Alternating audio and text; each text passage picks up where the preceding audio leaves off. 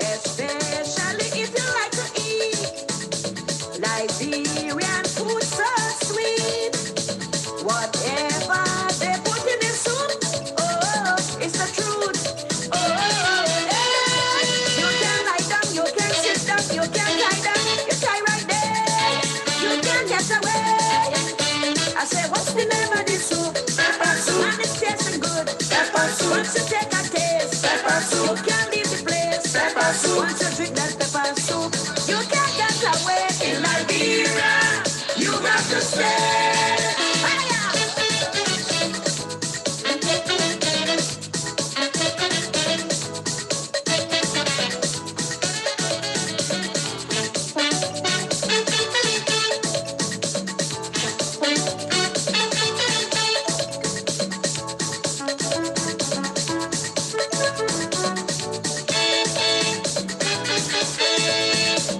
I hear you talking Liberia when foreigners come over here and drink pepper soup. Drink pepper soup. It does have them spellbound and have them singing this song. Drink pepper soup. Drink pepper soup. They don't want to go home at all when they eat swine with bitter ball. Uni, kuta, aka. Oh, oh, it's pepper. Oh, hey. You can sit down, you can lie down, you can turn right, you die right there. You can't get away. I say, what's the name of this soup? Pepper soup. And it's tasting good. Pepper soup. Once you take a taste, pepper soup. You can't leave the place. Pepper soup. Once you drink that pepper soup, you can't get away. In Liberia, you have to stay. Oh, yeah.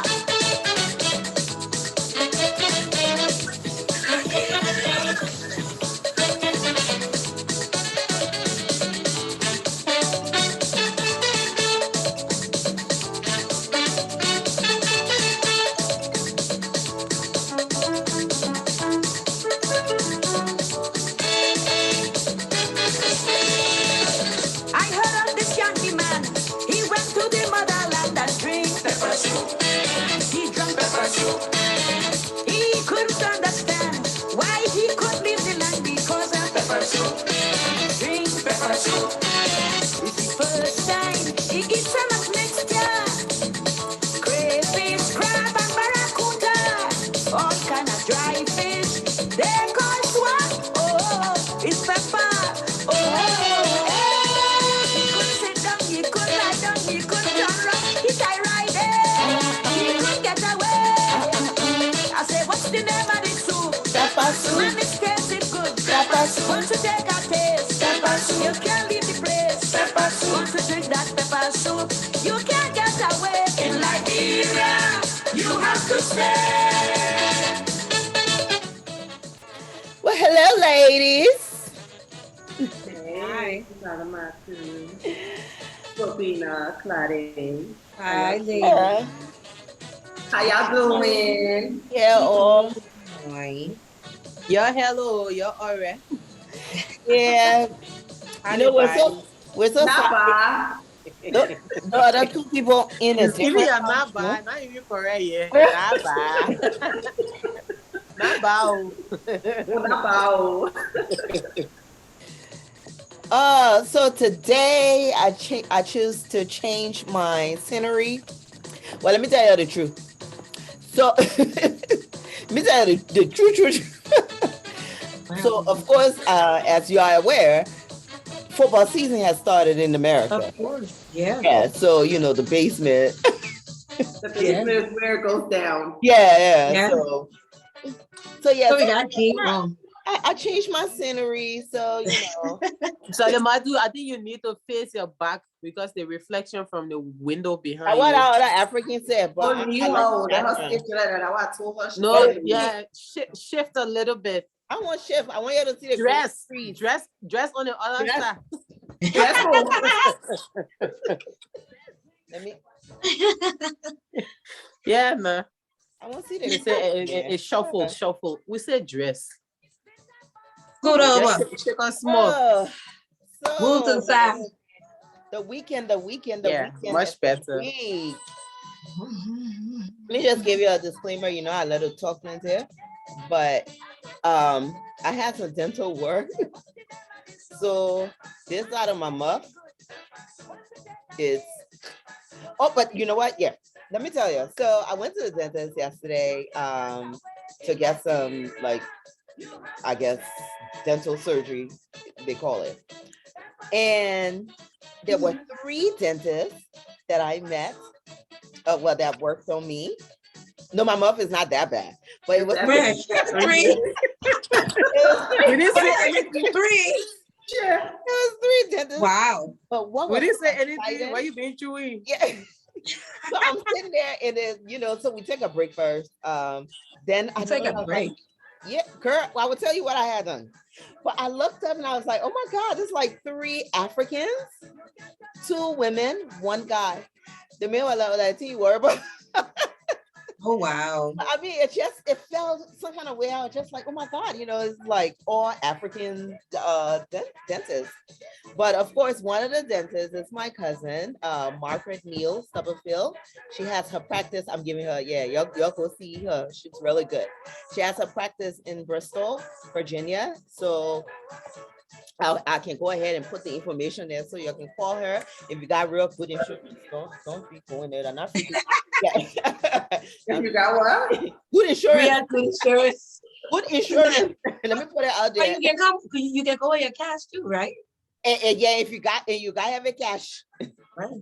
But no, I went first, you know, and then I went back on Saturday they had to extract a tooth on the side, and then I had to do like 2 implants. So I don't know if you, of course, they numb the area, but when that thing wears off, mama, and you know, I scared of fly. All the muff I got scared of fly. So but I mean, it was just good deal. Just seeing like Black people. So you're not worried about your tooth. You're worried about the Yes, you know, yeah. Wow, was that a distraction for? Do you like going to the dentist? No, I don't. All right, okay. Yeah, I don't like it. I know I need to, but I don't like it. Right. But I mean, they were really good. They were friendly. So it was less painful. Of course, my doggone mouth was numb, but you know, they were like making jokes. They were making me feel very comfortable. There was somebody holding my hands like a baby. But yeah, so yeah, Neil Dental Care in Bristol. I will put the information there. Yeah. Oh yeah, we will support. We'll support African businesses. We'll support Liberian businesses, and we'll support women-owned businesses. So, but anyway, so yeah, that was like the highlight of my. Oh, and then the other thing I was supposed to do this weekend was to go to the shooting range. You went? The shooting range, man. I was supposed to go shoot gun, but I scared of gun. I mean, it's actually good to go do it. You know, I'm so afraid of the gun. My cousin, actually, when he came, it was supposed to be maybe he was taking me, his wife, and my other little cousin. So 3 girls. And we're all like, yeah. So he was like, you know what? Let's go over the basic idea of the gun first. At least you'll get comfortable. Right. Before you even go to the place. So we had a little short tutorial in here. But it was the first time that I actually held a real gun. You should go to the shooting range. I'm laughing because I'm like excited. Well, yeah, I am excited. Let me not lie. It's feeling, but it was exciting. It was like, oh right, God, it is. Gun. It's one of my look at that one there. You know, I hold gun before, yeah. But I mean, no, I know you have Miss Charlene. I thought about Rubina. Well, I have one right down the street from my house, and of course, with the military background, of course, that was something that was, you know. But I mean, it's better to know how. Just say yes. Just say yeah. You're not shooting. We ask you, you're not killing anybody, or you're not shooting. I haven't killed anyone. No, not yet. Not yet. No. You're not going bird hunting? I have no reason to do that. Yeah, you going bird hunting? No. That's not what I would have it for. I would have it to protect myself if I really have to. You know, but I was comfortable enough to know that I know how to shoot it. I know how to use it. versus not knowing how to and actually hurting somebody for no reason. So Yeah, I think it's part of necessity, if I may say now, yeah, learning how to use certain things, not that you may have to, Yeah. yeah, but for me, I think it's like driving or swimming. If you can learn it, you should. yeah, yeah. Yeah. Yeah. So Charlene, why you so quiet on the gun issue?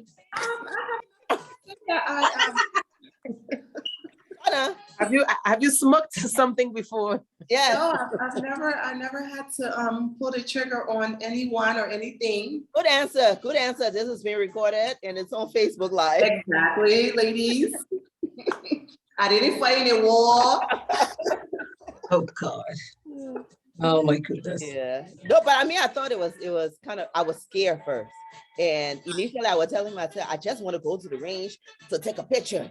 And I guess he was like, okay, they really think this is a joke. Right.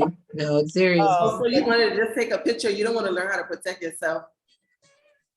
I can own gun in Liberia, so what's so much? So, but it was, and then when he sat down and started talking about the guns, then, you know, I kind of like, okay, I think I need to learn more and get more comfortable Right. with holding Right. it. Yeah. It's a heavy son of a gun. They're heavy. You will see them little like that, but they're very heavy. Heavy. Yeah, it's metal. Well, yeah, tell us about your weekend, man. Before we even move on, by 5:30. Hey, oh, I'm gonna turn this. By 5:30 or 9:30, where our guest today will be on, is about four people or five of them. The tourism experts, they will be on to talk about the year of the diaspora. So they'll be coming on maybe in about 15 minutes. So yeah. So how was your weekend, Miss Claude? My weekend was boring, but let's say I have been reliving my moments. So I had the opportunity to go and visit a client up north. So I'm in the Midlands and there's absolutely no water anywhere around. So I went up north to work and then I was 5 minutes from the beach. Ah, And boy, I went to that beach like it was my first time seeing the sea. Aw. I was crazy. I was all in the sand and tumbling. I didn't even care whether people were looking at me or not. I said, so yeah, it The was lady really from a Hopper, good are you the one? experience. Hmm? but I see the imagine, lady from Hopper, are you the one acting like you never see beach before? No, because there's none around here. You know, I'm really Yeah. used to going to the beach. For me, nature calms me. So Yeah. I like going to the water side or to the beach and just listening to the breeze or just looking, you know. Yeah. But it's Wow. so far away from everything here, so it was really Aw. surreal. Yeah, Come and home. I've been enjoying my memory the whole weekend, Aw. That's excluding me nice. being put out of my own room because my housemate says that I dress up in the night and sit down in front of my phone Oh, okay. Listen, when I'm supposed to wear pajamas. Right. Right. At oh, you almost put midnight. your pajamas on. Well, my weekend was uneventful, like most of my weekends. I don't do anything. Most times from Friday till Sunday, I'm home and just chilling, watching TV, doing laundry. I told you about my laundry story earlier. But yeah, I don't really do a whole lot on the weekends. My weekends are just about real downtime, unless some great event happens. But most weekends for me are uneventful. I sit at home, I watch TV, I nose on Facebook, I watch all of the Facebook shows. I follow everybody, so I'm always nosing somewhere on Facebook. But yeah, my weekends are always very, low key and boring. I'll tell you that your friend, will you, No, I don't even see that when girl on the she, weekend when when she's she here. gets back. We don't hang out on the weekend. Right. Right. I mean, Anyway, I mean, yeah, like you. And where are you, by the way? What you did this weekend? My weekend was well, I was hoping I wouldn't have to, but it was a bit somber. As you all know, I lost my cousin, and Our cousin, because he's also my yeah, cousin. our cousin, right? And so the celebration of life was this weekend. And I skipped, not skipped, but I didn't go to the wake and the funeral. I was behind the scene helping with the repast, simply because, everybody who was there, kind of like losing my dad all over again. So it was a little bit, for me, but we got through it. And it was the beautiful part was last night, me and my cousins, and then just, our family and people who were in town. We got together last night and it was beautiful. I mean, I won't say who, but one of my older cousins, um, who was very close to my dad, and then there's cousin BB as well. He came to me, told me how he loved me, and he just started crying. It was, and then he came back. He was crying, he left, and he came back. He said, if Ben was here, and you can see where now it's slowly coming out from that group that my dad used to be with. And, to see him cry, it was, this is what funeral does. And this is what with us coming together for this moment, that's what happened. But, we'll all go someday. And, but it's always the time to reflect and to see where we are. And even as our family, it helped us to come together even more tighter, and so it was a rough Saturday. But today I slept in until almost midday.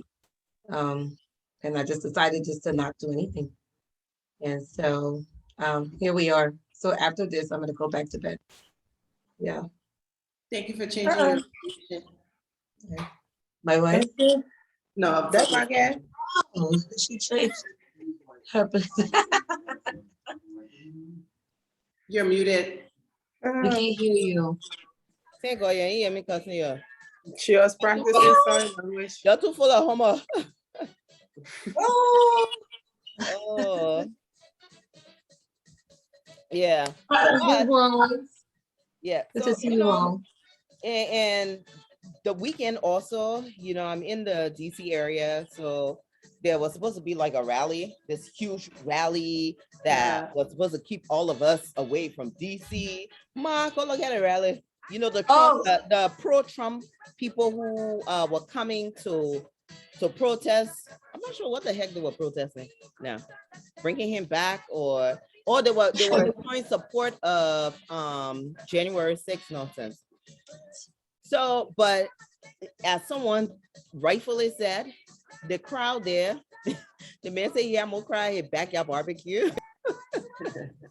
Than that. But the reason I'm even bringing that up is because we had a delegation from Liberia who were in the DC area lobbying the US government.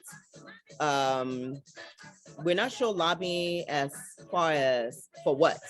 Is it for funding? I know one of the issues was the Millennium Corporation Challenge, the one that we failed miserably. The compact has ended. And so they were here lobbying that.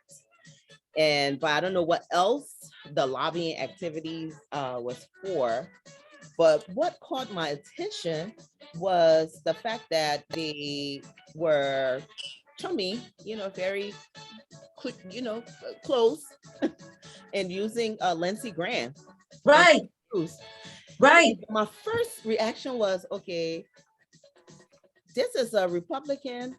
These are Republicans in the Democrat with a Democrat administration that's ruling right now. That's number one. But number two, it's not in your regular sitting where you have, the Democrats are in power right now. Everybody is kind of okay with each other. The people are actually fighting. This is Lindsey Graham, who is at war with the current administration, who is saying that the president is not legit. They want to impeach him. And I was like, but Matu, the people back in Liberia, do they know the people in Liberia? Do they know Lindsey Graham and Ted Cruz? Do they know what Lindsey Graham, Ted Cruz? If you're coming, man, I'm talking about no. If you're coming those to people lobby the U.S. government, I'm going to give you the benefit of the doubt that you know the individuals that you're coming to, that you're not. Well, no, let me tell you something. You know what? Anyway, let's just say so. But Lindsey Graham and Ted Cruz, Lindsey Graham and Ted, really? Really? Well, again, maybe Really? maybe the people know something we know, but I just thought that was very odd. Okay, so here's my opinion. Here's my opinion on the Liberian delegation, right? So coming to the US, lobbying for whatever the case may be, talking to whomever you want to talk to, obviously you have an agenda. The government officials have an agenda. My thing is, why is that agenda not being expressed or, publicized? Let's talk about it. This is what we want. This is what we intend to do. This is what we want to get out of this. So there will be no speculations. There's no reason to talk to Ted Cruz. Maybe they have a reason to talk to Ted Cruz. But if that's communicated to the public, we wouldn't be, so up in arms with them meeting Republicans. Because again, we will look at it and say, why would you be meeting Republican delegates? Because at this point, this is a Democratic government, and these are people who have openly gone against President Biden. So again, how are we going to get the support of the US government when his opposition is who you are lobbying? So if you tell us what you're doing, then maybe we'll get a better understanding. But until then, you're going to continue it. And the same people who preaching hate all day they're preaching hate all day. They're insulting people. I mean, why would I really? No. Preaching hate. Ted Cruz and Lindsey Graham. They got Well, tell you what. I live here and I know, and I will tell you, there's enough people I will rub shoulders with. Seriously, it does not look good at all. That's not, to me, that's like, why are you there? Why are you just there for the picture? Because basically that's why you're there. And I don't see anything they're going to do for us. And most importantly, I think, of course, I was watching Spoon, and there was a supporter there explaining how the government was actually scheduled to meet with the Liberian diaspora. But because of the protests in DC, they had canceled it. So they weren't going to meet. He didn't have any plans like, did you reschedule it? It was just like, no, we're thinking about it now. But in my first reaction was, what is the diaspora, Liberian diaspora only exists in Washington, D.C.? That's a pile of BS. You know that. But I told you what it meant said. Sorry. No, but it's so important for us to understand why anytime there's a Liberian, the Liberian government, we need to do more of including the diaspora, whether it's in America or UK. We need to do more. We need to try a little bit more harder in trying to include the Liberian diaspora. We can't be fighting Liberians. And even this topic we're about to talk about, the year of the diaspora, how do you now, we want to promote our country, but who's better to promote the country than the citizens themselves, whether they're living in Liberia or whether they're living outside of Liberia. And as we all know, most of the people who are outside of Liberia, people left because there was a civil war. And people stayed because there was a civil war. People started building their families elsewhere because it wasn't a year that we had this war. We had this war for over 25 years. That's a generation.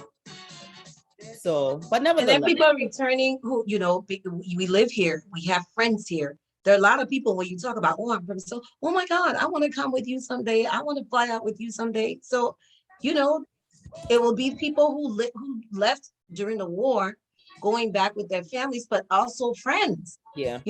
So the engagement is very important. Don't always look at the people in the diaspora as your target, because it does not benefit you at all. Yeah, but I just thought that answer was such a poor answer. And you know, when he said, "Oh, we had to cancel it because of the rally," I'm like, "Oh, here we go." Yeah. You know, the I beauty would take about picture with Missy Graham this and DC Ted area, Cruz. yeah, Who can you go cause in it, the boy? heat or the fire, the heat where the people will be, but you can make provisions Insane, to, insane. yeah, in Maryland. That's the beauty about the DMV area.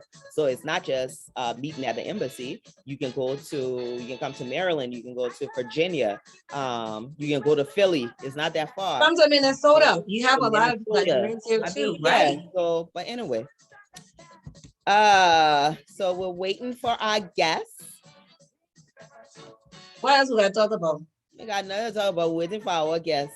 So we're gonna talk about the You want year to give of them the a hint on the social topic diaspora. for later? Oh yeah, yes, keep it please. God. Oh, you got something to say. Because You said yeah, something to say today. I'm scared to even find a. Just let us know if we need to give a disclaimer. Okay, so while we wait Okay. for the rest of the what is it? You said I shouldn't find topic, or you're scared of my topic. No, so- we said we're scared, but we told you to find it. She already gave us a topic. So Claudia, I 100% support you in your topic. Bring it on, Gladys. Bring it on. Let's hear it. Oh God. Why I haven't even heard it. We're waiting on our guests. They're starting to log on now. We have, oh yes, the beautiful Miss herself, the Miss Liberia, the CEO of Unchained Africa, Miss Hester Baker. I've been saying that stuff for so long. Yes, and Mute Hester. Hester, you're muted. Unmute yourself, Hester. And of Unmute course, yourself, we also have, I don't know if you recognize this woman. This woman, if you remember the movie Providence. Okay. Very, very passionate about Liberia doing business there, tourism. What have you? That's Dr. Clarice Fort Coolidge. Hi guys. Founder, Providence Preservation Foundation. Oh, you got to tell us a little bit about that. Okay. and as they log on, Henry, your camera like this. It was like that earlier. Come on, Henry. So he touched you back. So Henry is why he figured out how to turn it this way. Henry is with the UK Liberia Chamber of Commerce. Okay. That's right. Yes. So yeah, the UK Chamber of Commerce. The UK Chamber of Commerce is Henry Traku. Yes. Yeah. So every country really should have a Chamber of Commerce, but when I thought I wanted, yeah. And of course, our newly elected representative from the 40th district in Colorado to the House of Representatives in the US.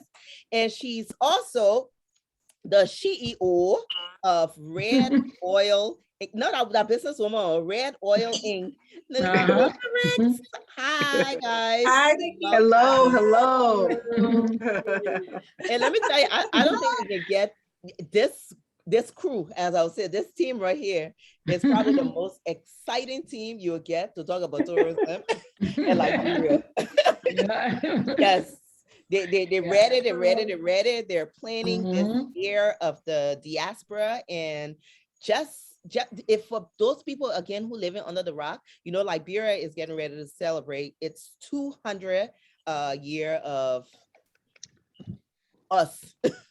Yeah, exactly. Of us. Yeah, the bicentennial celebration for Liberia. And there's a lot of activities that's happening, but this group actually came together, different heads sat at the table, and they're actually planning something for a whole year for Liberia. Now, as you all can recall, in 2019, our sister Ghana, our sister Ghana successfully hosted the Year of the Return, which was like a year-long program. They had a lot of activities, and that celebration was all about the 400th anniversary of the arrival of the first recorded African slaves in the US. So Yeah. yeah, the slave that it took from here, they took them to America. The first time they actually put it on paper, you know, there's been disputes about other slaves that came before, and we know that more than likely that happened. But this is what, you know, was recorded. So 400 years ago. Now Ghana decided, you know what? Since we've always been like this key, Ghana was the one of the major key transit point for transporting slaves. Okay, so they decided to celebrate the 400 year by welcoming their family, the African American, back to Ghana. Which, you know, when I'm talking about it, I'm kind of getting goosebumps because I just think it's such an emotional thing. But more than emotion, Ghana made some serious money. It made some serious money. Yes. Yeah, we emotional, we love it, but they made some serious money. We're also expecting Mrs. Mayuri. So, but we will go ahead and start with Dr. Kula for her to just maybe tell us how this year of the return, the year of the diaspora. Yeah, let's get it straight before you know the Ghanaians. Yeah, they quick to tell. Yeah, so the Liberians are taking our thing. Oh, you my people, man. I was talking about it. Oh, they're quick to do it. you my people. Okay, good evening, everybody. But let me just preface by saying, Mrs. Ure may not make it. You know, she's in charge of the tourism event that's taking place at the end of September. And so she had to travel for some things pertaining to that. And I'm not sure she's back. She's actually traveling back today. So I'm not sure she's back in the country. So she may or may not make it on today, but we'll get you another time. We're on your show. I'm sure we'll be back again. So at some point. Yeah. But speaking of Ghana and speaking of the year of the diaspora, it was really funny because about 4 years ago, it was about like 2017, we shot Providence in Liberia.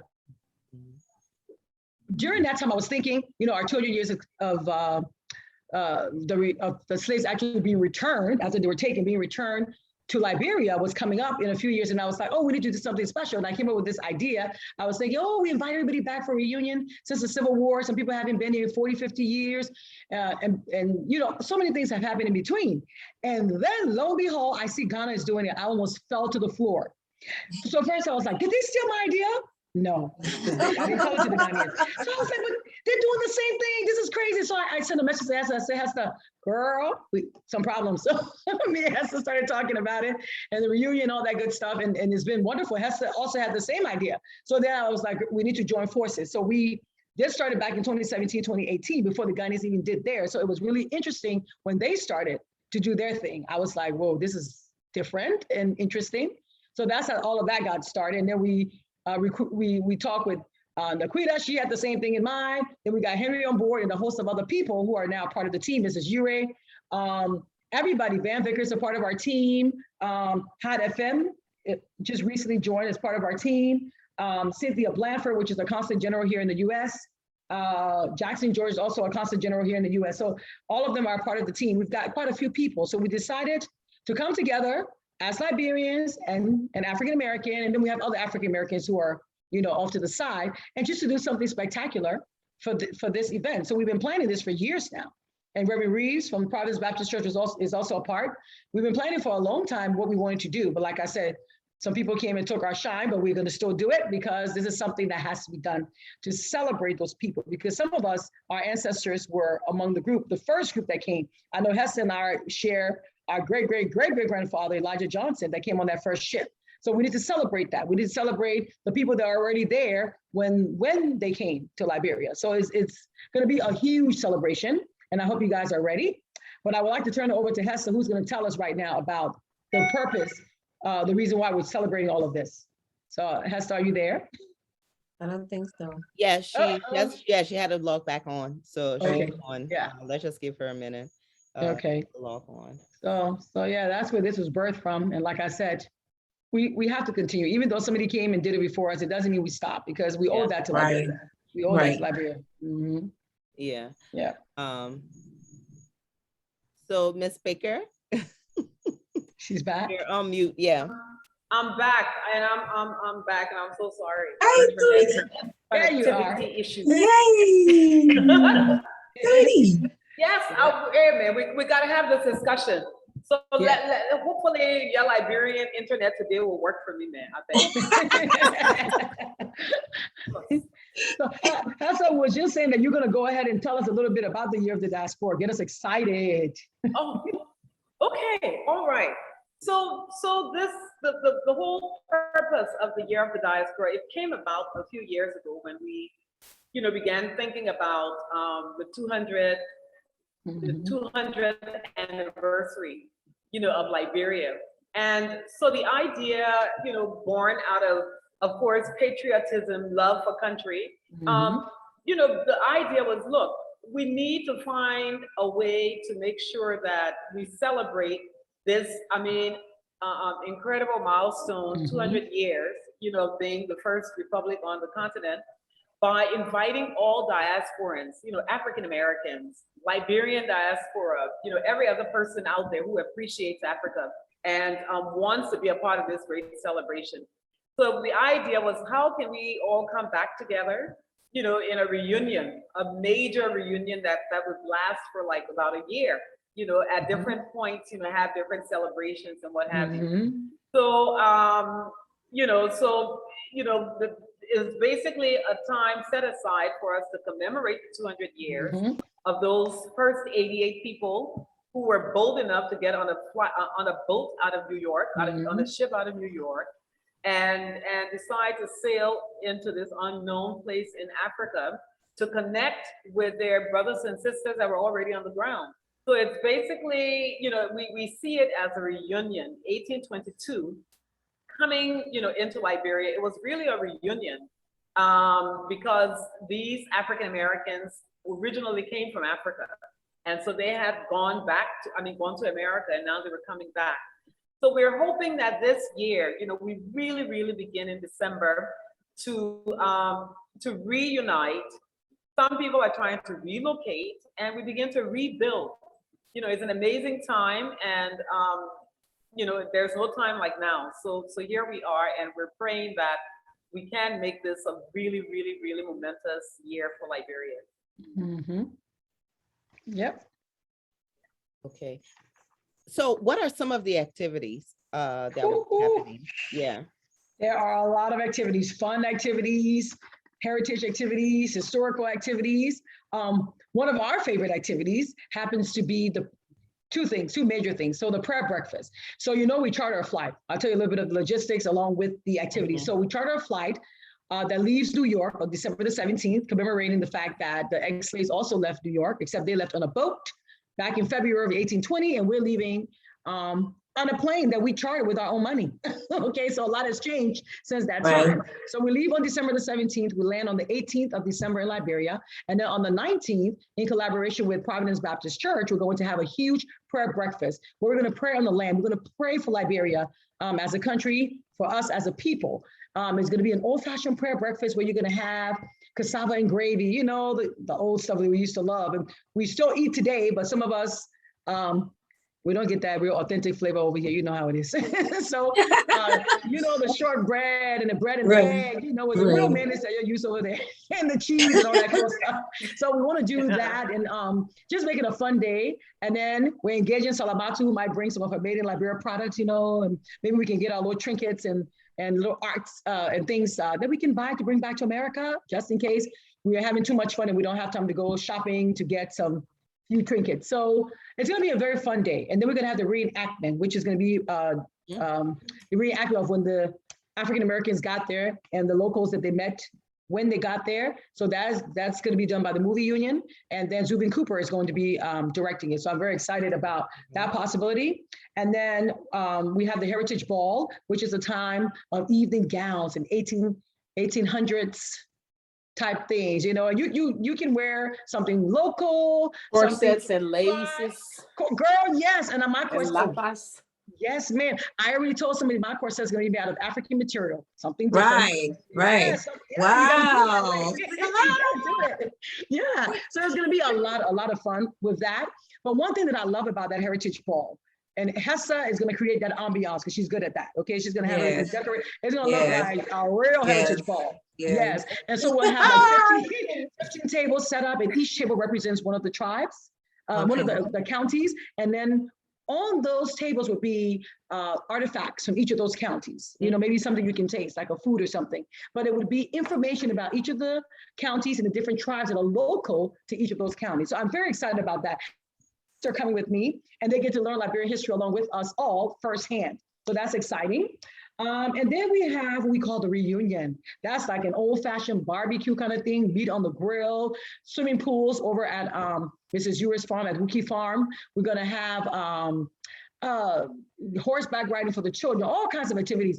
My personal favorite, something I haven't done in a long time, Ludo. Okay, the Ludo board's gonna be there. We're gonna play Ludo. Scrabble's gonna be there. Then we're gonna have a storyteller. Y'all remember when y'all was little, you sat by your grandma, she said, "Once upon a time," and all you guys went, "Time." Yeah, you know, something like that. So we'll have that and get some good historical stories going with, you know, so the kids too can understand their heritage and their culture. So that's really cool.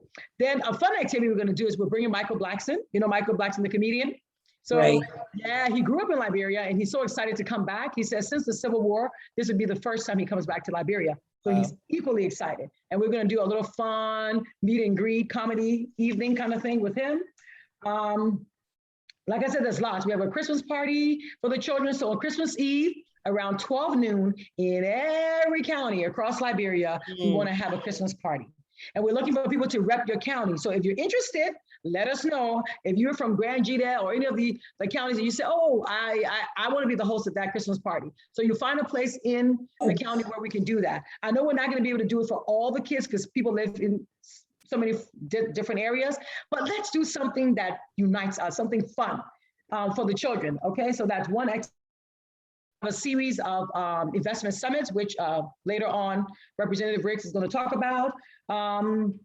Lots of things. And then besides us, because you know, this is not a selfish thing, this is a Liberian thing. So Liberian businesses have to benefit as well. So on our website, we're keeping what I like to call a national calendar. So people who are doing events will also have their stuff there. So for example, I know there's some things going on at Libasa.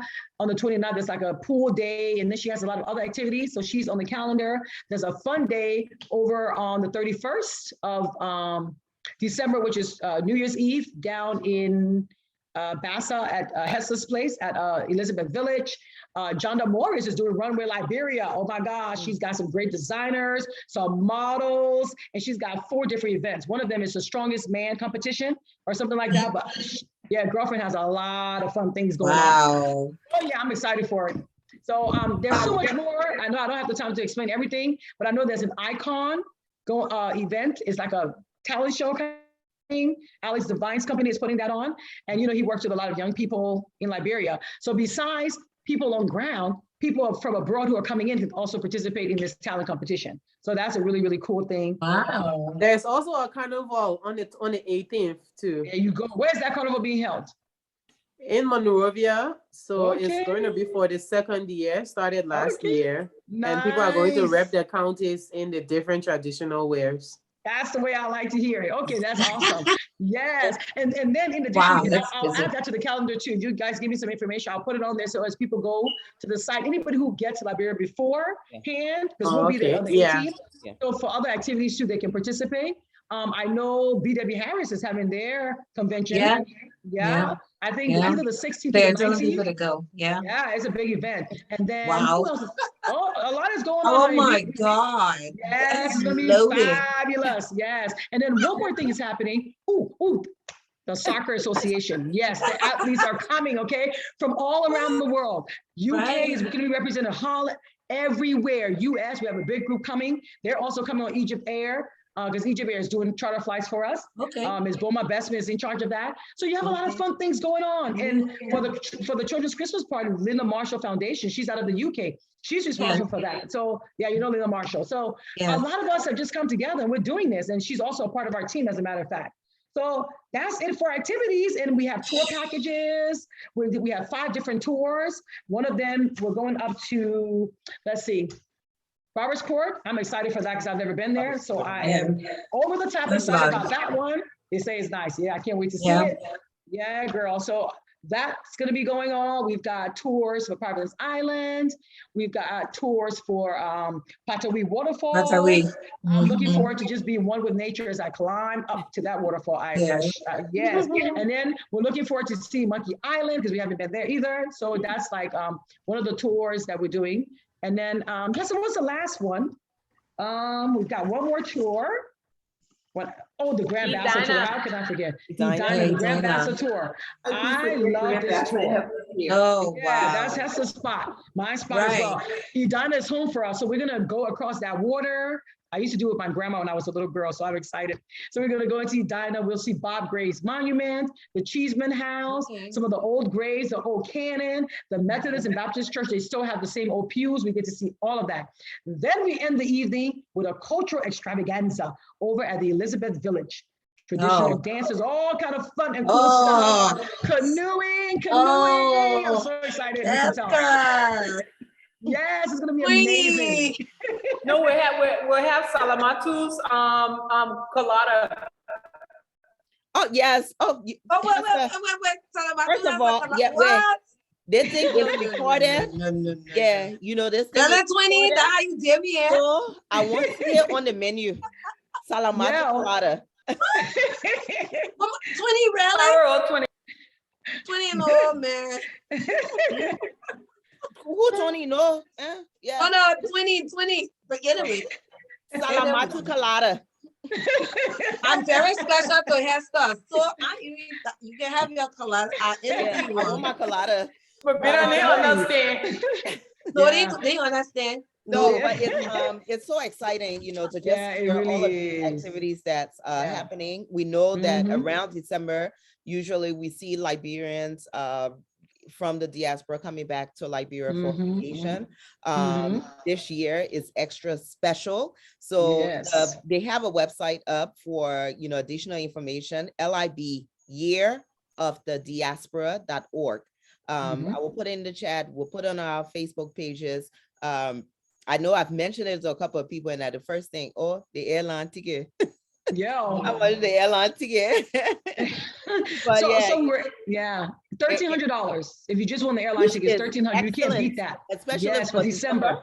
Yeah. Girl, yes. Yeah. So y'all go to libyearofthediaspora.org. Now I know, you know, most of the activities we're talking about, it sounds very emotional. It will be fun. But there's a business side of this. I don't care what anybody say, you know, as we look at Ghana, I realized that there were three things that came out of Ghana successfully during their year of the return. Of course, it attracted visitors, and those visitors actually pumped money into the economy to the tune of about $1.9 billion. And then it also helped promote Ghana's image on such a positive level. Yes. So, you know, as we will get emotional about it because we're Liberians, you know, our history, but the money aspect of it, and I know you said either Representative Rex or Mr. Truku, since he's with the Chamber of Commerce, we'll talk about this. So let's talk about the I guess the economic side of it. Will we be talking about doing business? It's great to visit Liberia for pleasure, but it's also even better if we could get people to come here and do business. And yes, thank you, Salamartu. So absolutely. I mean, business is all about, you know, economy, and we want to push Liberia's economy forward. There's so many sectors within the Liberian within Liberia period that needs attention, and so many opportunities, low-hanging fruits, from fisheries to mining to ecotourism to agriculture.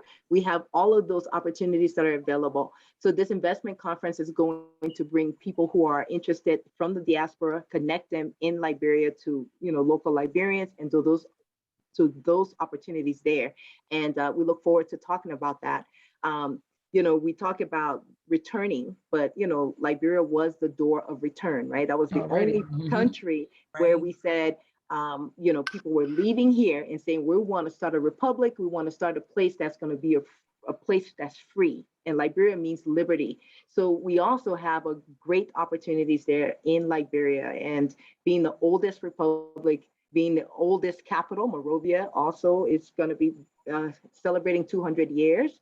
And so we have a lot to offer in opportunities. We don't want people just coming for this one time and not going. We really want them to come and plant some roots. We want them to invest. And there are good rates of returns and opportunities for return if you do invest in Liberia. And so we're going to be talking about all of that at this investment conference. We've done some previous investment conference before, but I think this one is really going to be special. We're going to have people from all over the world, the diaspora, and everyone is welcome. I was just in El Salvador.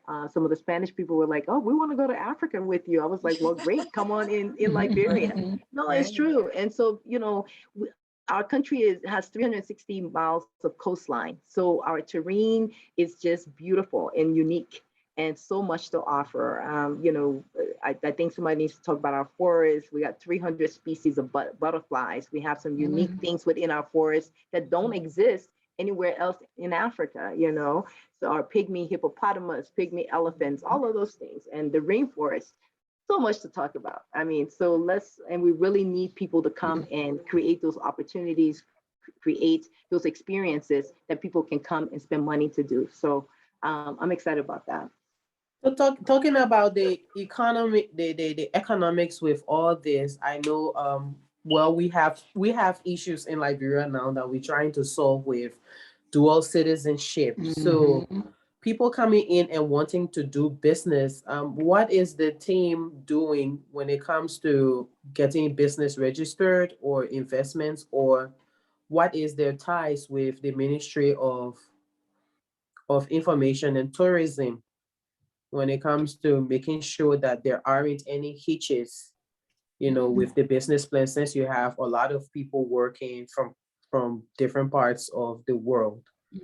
And secondly, I'm concerned about how you intend to get information across to Liberians that are not living in America, but they do have different communities like in Europe, in Asia, and, you know, other places.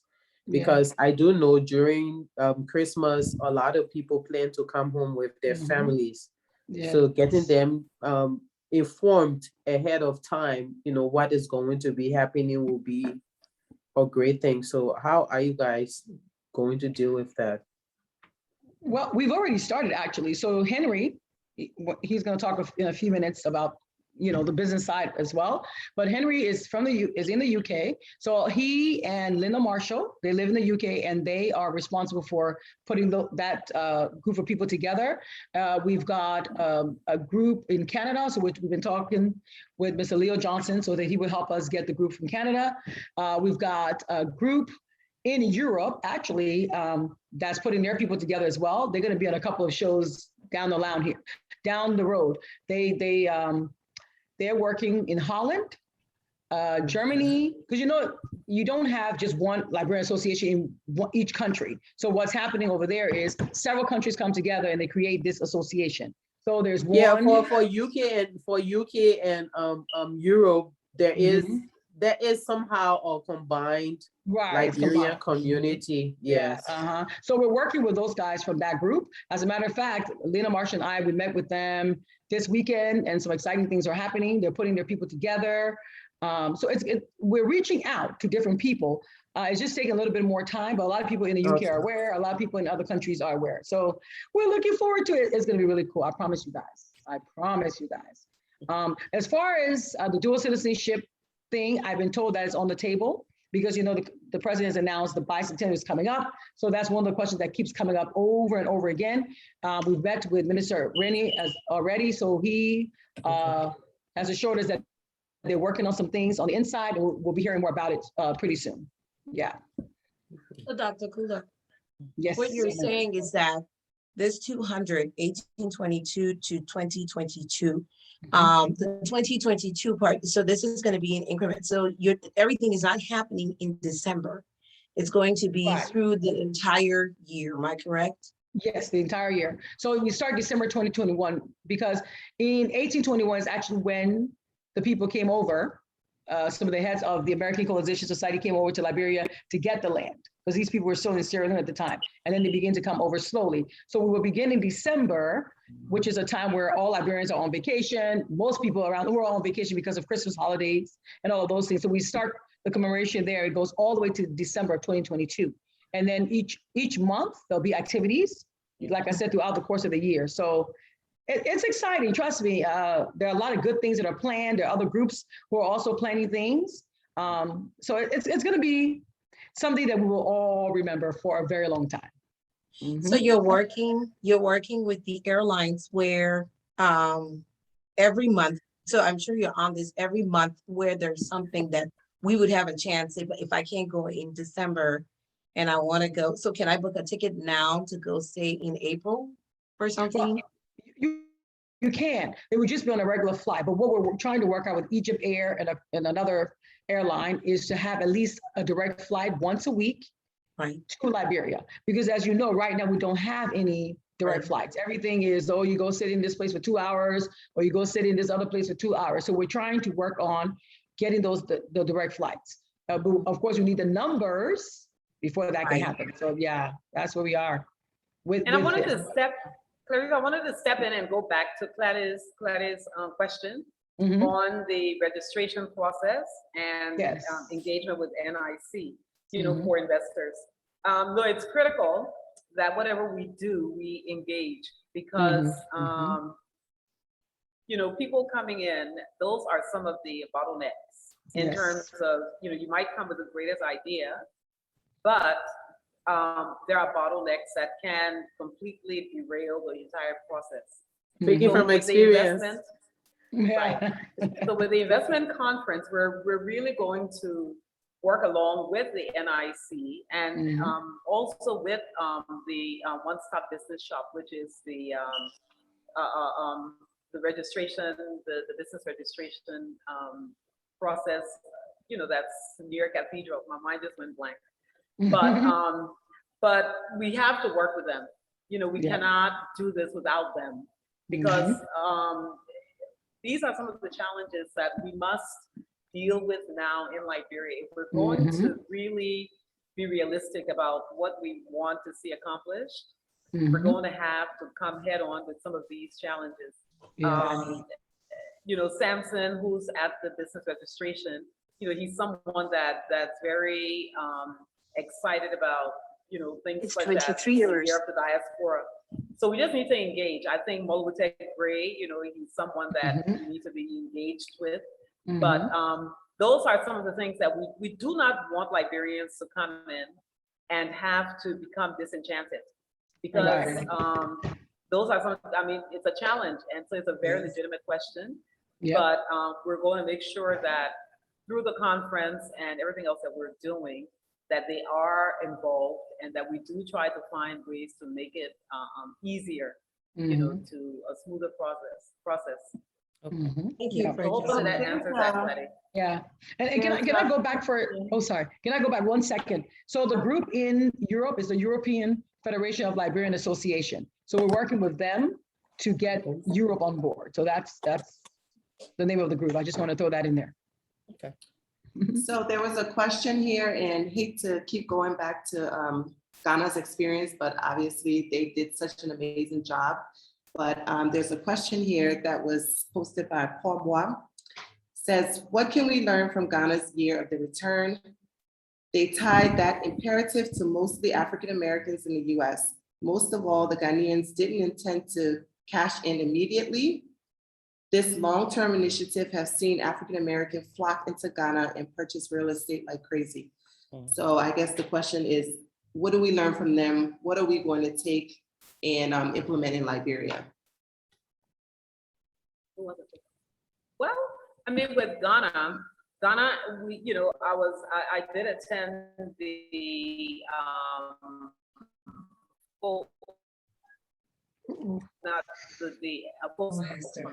quite an amazing engagement, seeing what Essence Magazine, did in terms of flying in all of the celebrities, and even the president of Ghana was present at that engagement. One of the things that we need to take away from Ghana is the business aspect, because that particular engagement was very motivating, to sit in that room and to see African Americans engage with Ghanaian business people and look at solutions, to some of the business opportunities, and to hear young Ghanaian business people, talk about, how they've done it and see that excitement in the room. I think what we need to do is to look at some of those opportunities as well and see how we can set up similar forums to, we have a full year, we can't do it all in December.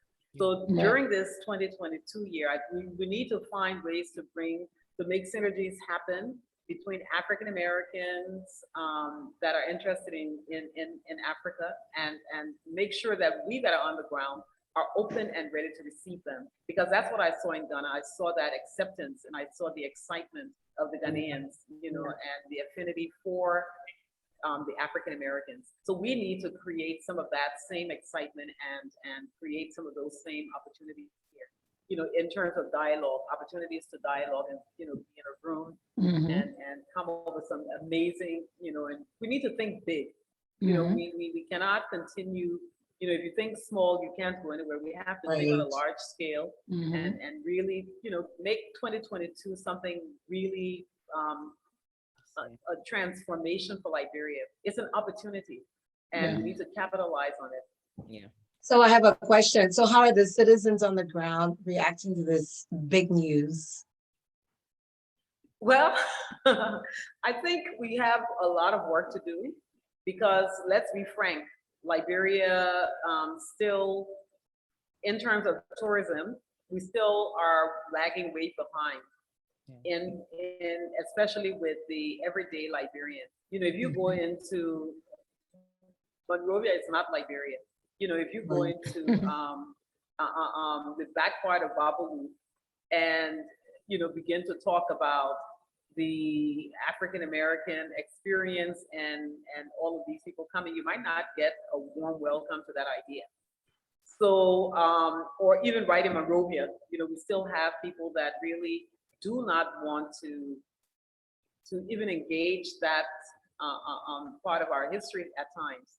And it's a challenge, but it's a challenge that we have to deal with because there are billions of dollars in that history, and we own it. Nobody else can take that space from us. And it's going to be education. We have to really get people to understand that it's a major, major asset, our heritage, that particular aspect of our heritage. Likewise, also understanding that those African Americans didn't just come. There are people on the ground, King Salboso and all of those people who were actively engaged in the process. So we need to understand that we are all one, and this is our history, and we have to be able to capitalize on this history. Yep. There's a specific reason why I asked that question, because it's beautiful. And that is 200 years, 2022, that we're now going to embrace this and bring us all together because it's never been done.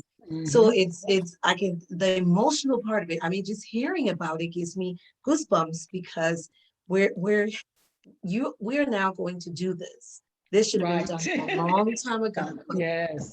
We have the opportunity now, and we have the people in place that are willing to do so.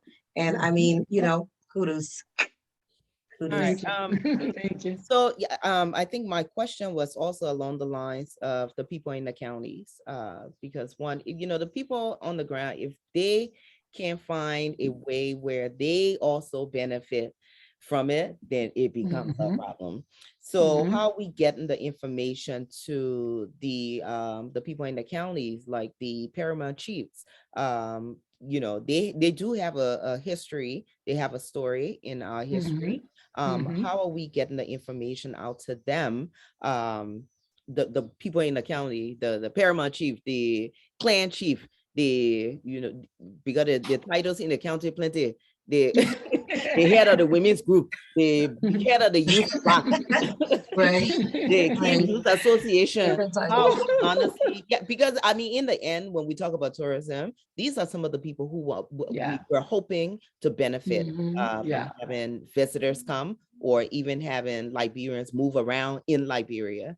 So how are we getting the information out to the counties? And then my second question was around visa on arrival. I know this is one of the challenging party Yeah, I almost called it patent, but this is, I mean, Oh my gosh. yeah. Here we And go. I know Dr. Kula and I think Hester was on the tourism, the investing in tourism panel from the investment forum a couple of months ago in June or July. Yeah. And one of the things that came up regarding the procedure, the policy surrounding a visa when people enter the country, the costs. Have we given any thought?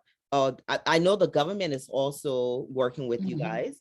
Have they come up with some solution, even if it's just for that short time frame, that we're going to allow visa on arrival, or we're going to fast track the process at the embassy for people needing visa for Liberia? So those are my two questions. And let me say this, I beg you, all the women that on the team are the main to you. Yes, it's I know, so yeah.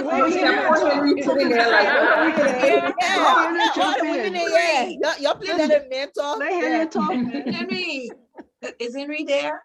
I'm right here. Hi, Henry. It's exciting hearing all of this, and I think firstly, the women have always led the way, and that should be. So I respect that, and I feel that it's actually the reason why we're here. I mean, these lovely women thought about this and started putting the team together single-handedly. So I think it's just nice to hear us all talk about it. For me personally, it's a privilege to serve and work with this, work on the team to make this a reality. Firstly, I was thinking, okay, since 2015, remittances from their diaspora community to Liberia started averaging about 37 million every year, and this really goes to support marginalized communities. So I was looking at these numbers and I was looking at, okay, we've got a population of just about 5 million. There's a lot we can do to support these communities. And of course, business and network goes hand in hand, The internet has been great. We see people all over, but COVID didn't make it easier. We all go frustrated with a Zoom, etc. There's nothing like personal interaction. And I think key part of this event is that networking element, where we can get to talk to people directly, talk to the locals directly. I was in Liberia. I returned yesterday, Saturday, yeah. And there are a lot of people on the ground doing phenomenal work. Unfortunately, because of the lack of exposure, you probably think nothing of these exist. And, it's unbelievable, not to talk about the value chains. We talk about the federal lands and the rich agriculture sector. And there are a lot of elements, but of course, it would take that connectivity. Maybe we'll probably think, okay, you know what, how would this event actually economically benefit Liberia? And I'm sitting there thinking, it just takes that little interaction. What is it that you're doing that I can support? And this was a conversation that I was having. And as long as you realize that, okay, there are very basic elements, something to do from planning, from strategy, people wanting to know how do they access formal finance or formal funding. And, we try to explain to them that, of course, as a private business, you can still get this funding provided you can structure. So it's all about this knowledge sharing, where we can use our exposure from here, transfer this knowledge back home, support. So in as much as everything is money, it's really not, the most important element is the human resource. It's so important to this. And I think these are some of the things that we are looking to achieve with this event. So it is not the kind of Israel kind of business, let me go make money, but this is business with a purpose. And we are looking for all the people that we engage with, the diaspora back home, try to do the right thing. We cannot say that, I was telling my colleagues, okay, a lot of things have happened and a lot of publicity and media, we talked about Liberia, without actually understanding the worth of Liberia, proud to all the things that happened. And I said, it's time for us to go back. All the good things that happened back in the days where African leaders would go for Liberian passports because that was the only kind of passport they could use to travel around, and these were very significant part of history. So it is important for us to look at these and go from the good things. At which point did we actually, were the highs, and at which point can we build on that? And so, you know, for us, we want to have fun, but, you know, we also want to make sure that, you know, we pick very vital lessons. And, you know, just to end it up, I'll say, yes, we don't have all the answers. You know, some questions might be posed. We don't have the answers for it yet, but we're prepared to, you know, take this bold steps, because it is, if we're not doing it now, then when else? This is a very important part of our history.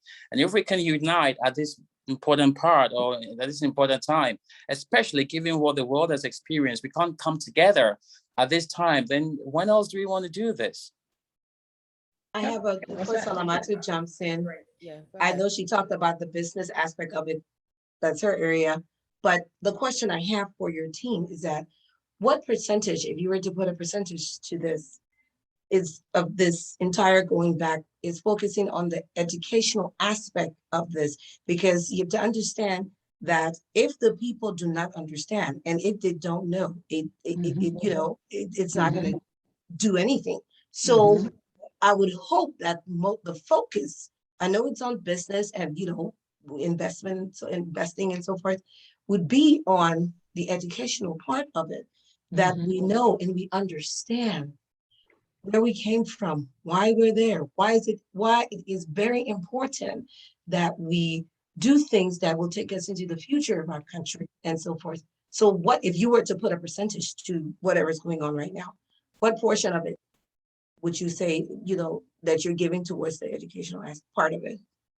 All right. I wouldn't mention specific percentage, because that would demand thorough research. But what I would say is that almost every aspect of our engagement is educational. If you remember what I said about the engagements that I had, where people wanted to access formal funding, and I had to explain to them, if you want formal finance, there is a way you need to structure your organization. Firstly, you need to have a business plan. You need to identify, you know, which parties are or will be keen in that kind of interest, or the business module that you have. If you don't understand that, we need to see whether there are systems that support that kind of knowledge in country. If there aren't, then as a team, if you go onto the website, the registration button allows for people to put in their details.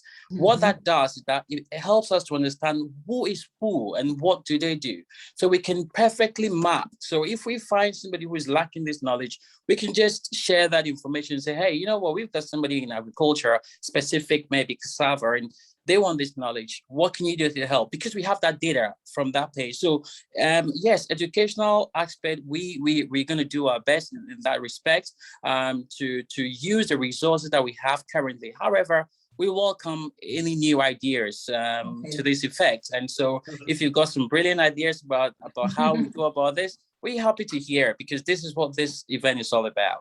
I'll share some with you guys. No problem. I'm also going to jump in and just say that, you know, because the government is involved in this, and we know that there is a delegation of officials that are here marketing this 200th year bicentennial history, I think in Liberia, they need to be doing the same thing on the air, and, you know, taking it to the civil societies and to everyone concerned, you know, because it is our collective history.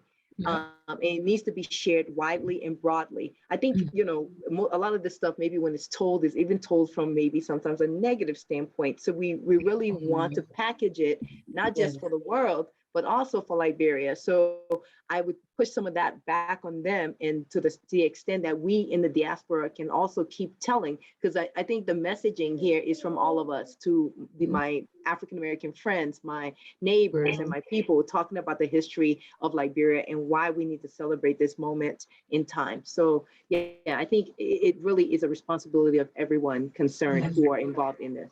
Right. And if I can go back to the second question that Salamartu asked about the visa on arrival, say is, in talking with the officials, it's being worked on. Because, you know, you can't just do only visa on arrival, because then the embassies will also suffer, because a lot of the embassies get their financing from the visa. So there are a lot of things I think they're looking at right now, but they're going to get us some good information.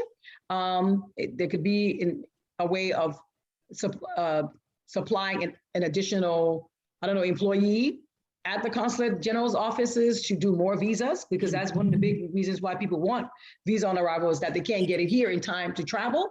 And then you have some countries, I know in Europe, there's some countries that don't have embassies or consulates where they are. So those people could possibly benefit from the visa on arrival. So there are different aspects of it, and the government is working on those things. So we give them that opportunity. I think in the next couple of months or so, we should see a lot of happenings, and I'm excited about those happenings.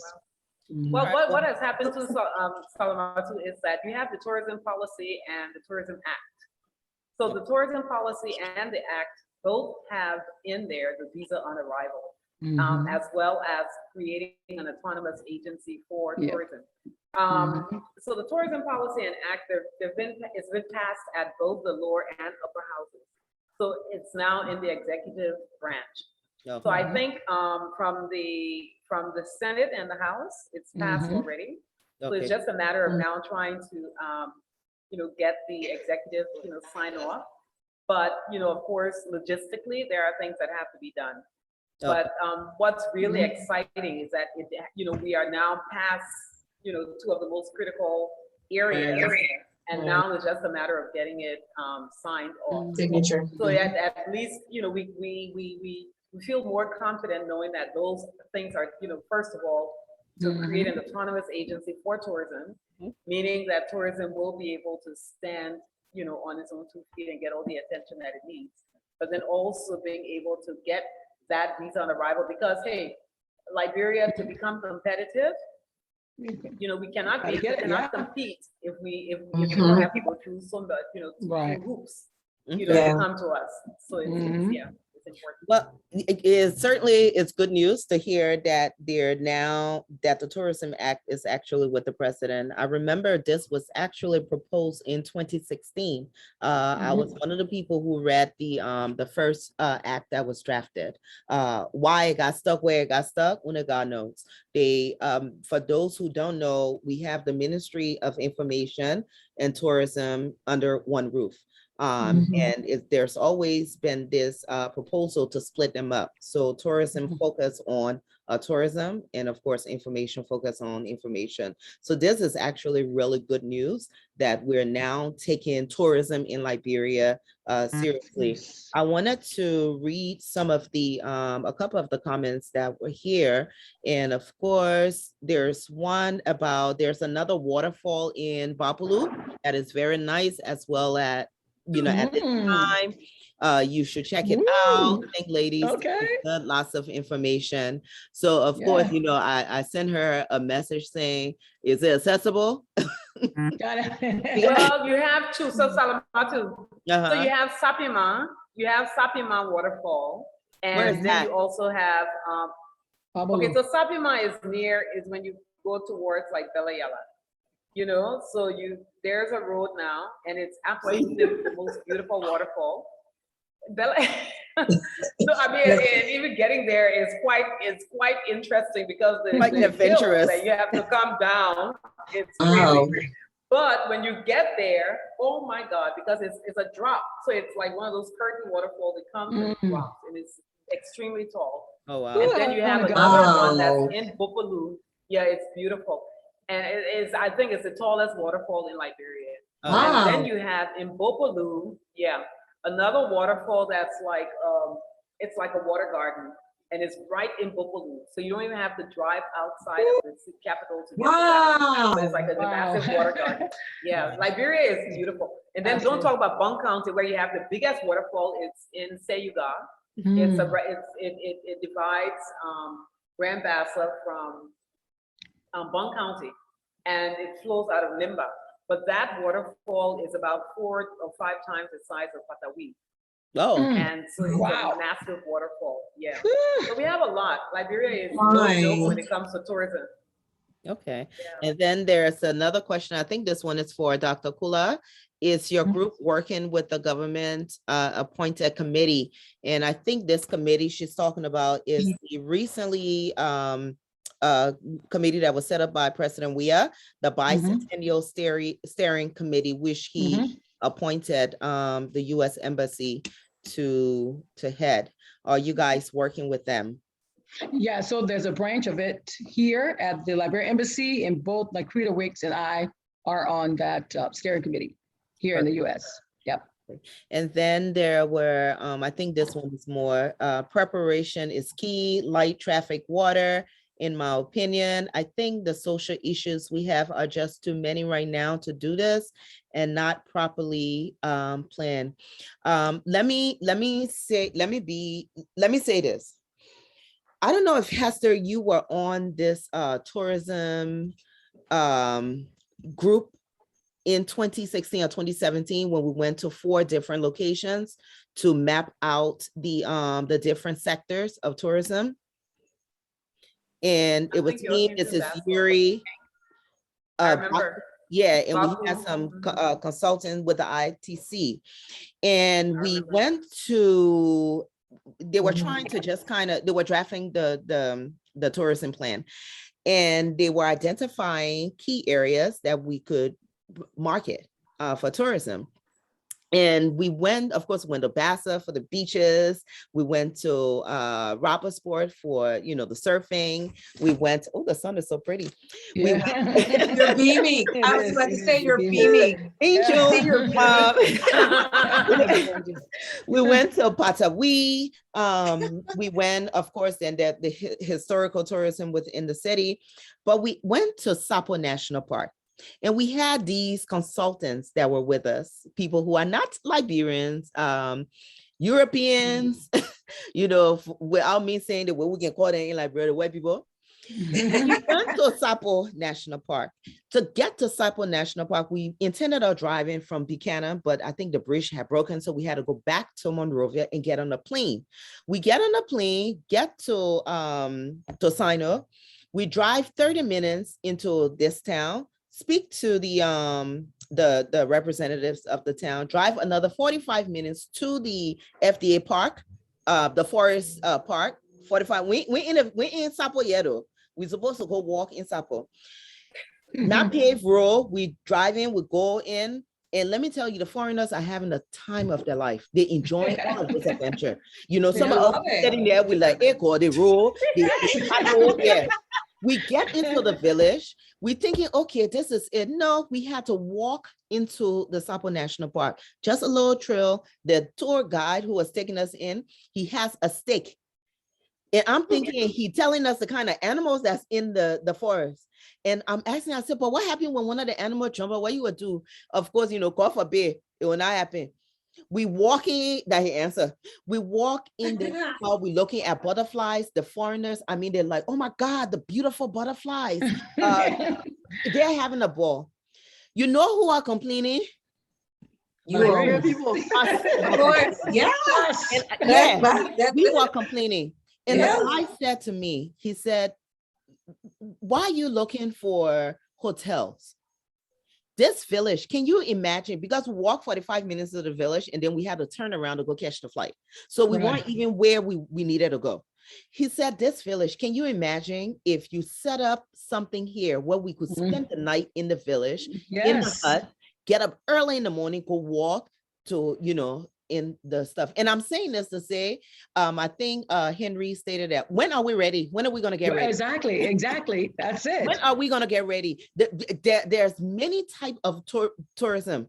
Tourism doesn't necessarily have to be just laying on the beach in beautiful hotels. Tourism is about, it can be adventure tourism. Yes. Nature. Which we Nature. have plenty of. There are people who want to see this. Most people are used to the running water in a smooth road. They're looking for something else. And like something different. Yes. So we need to get in this frame of mind that, you know, this is the right time. This is the right time to do it with all the challenges and we got challenges. God knows we got the challenges, but with all the challenges, if you don't jump in there, you will not be able to fix the challenges. Exactly.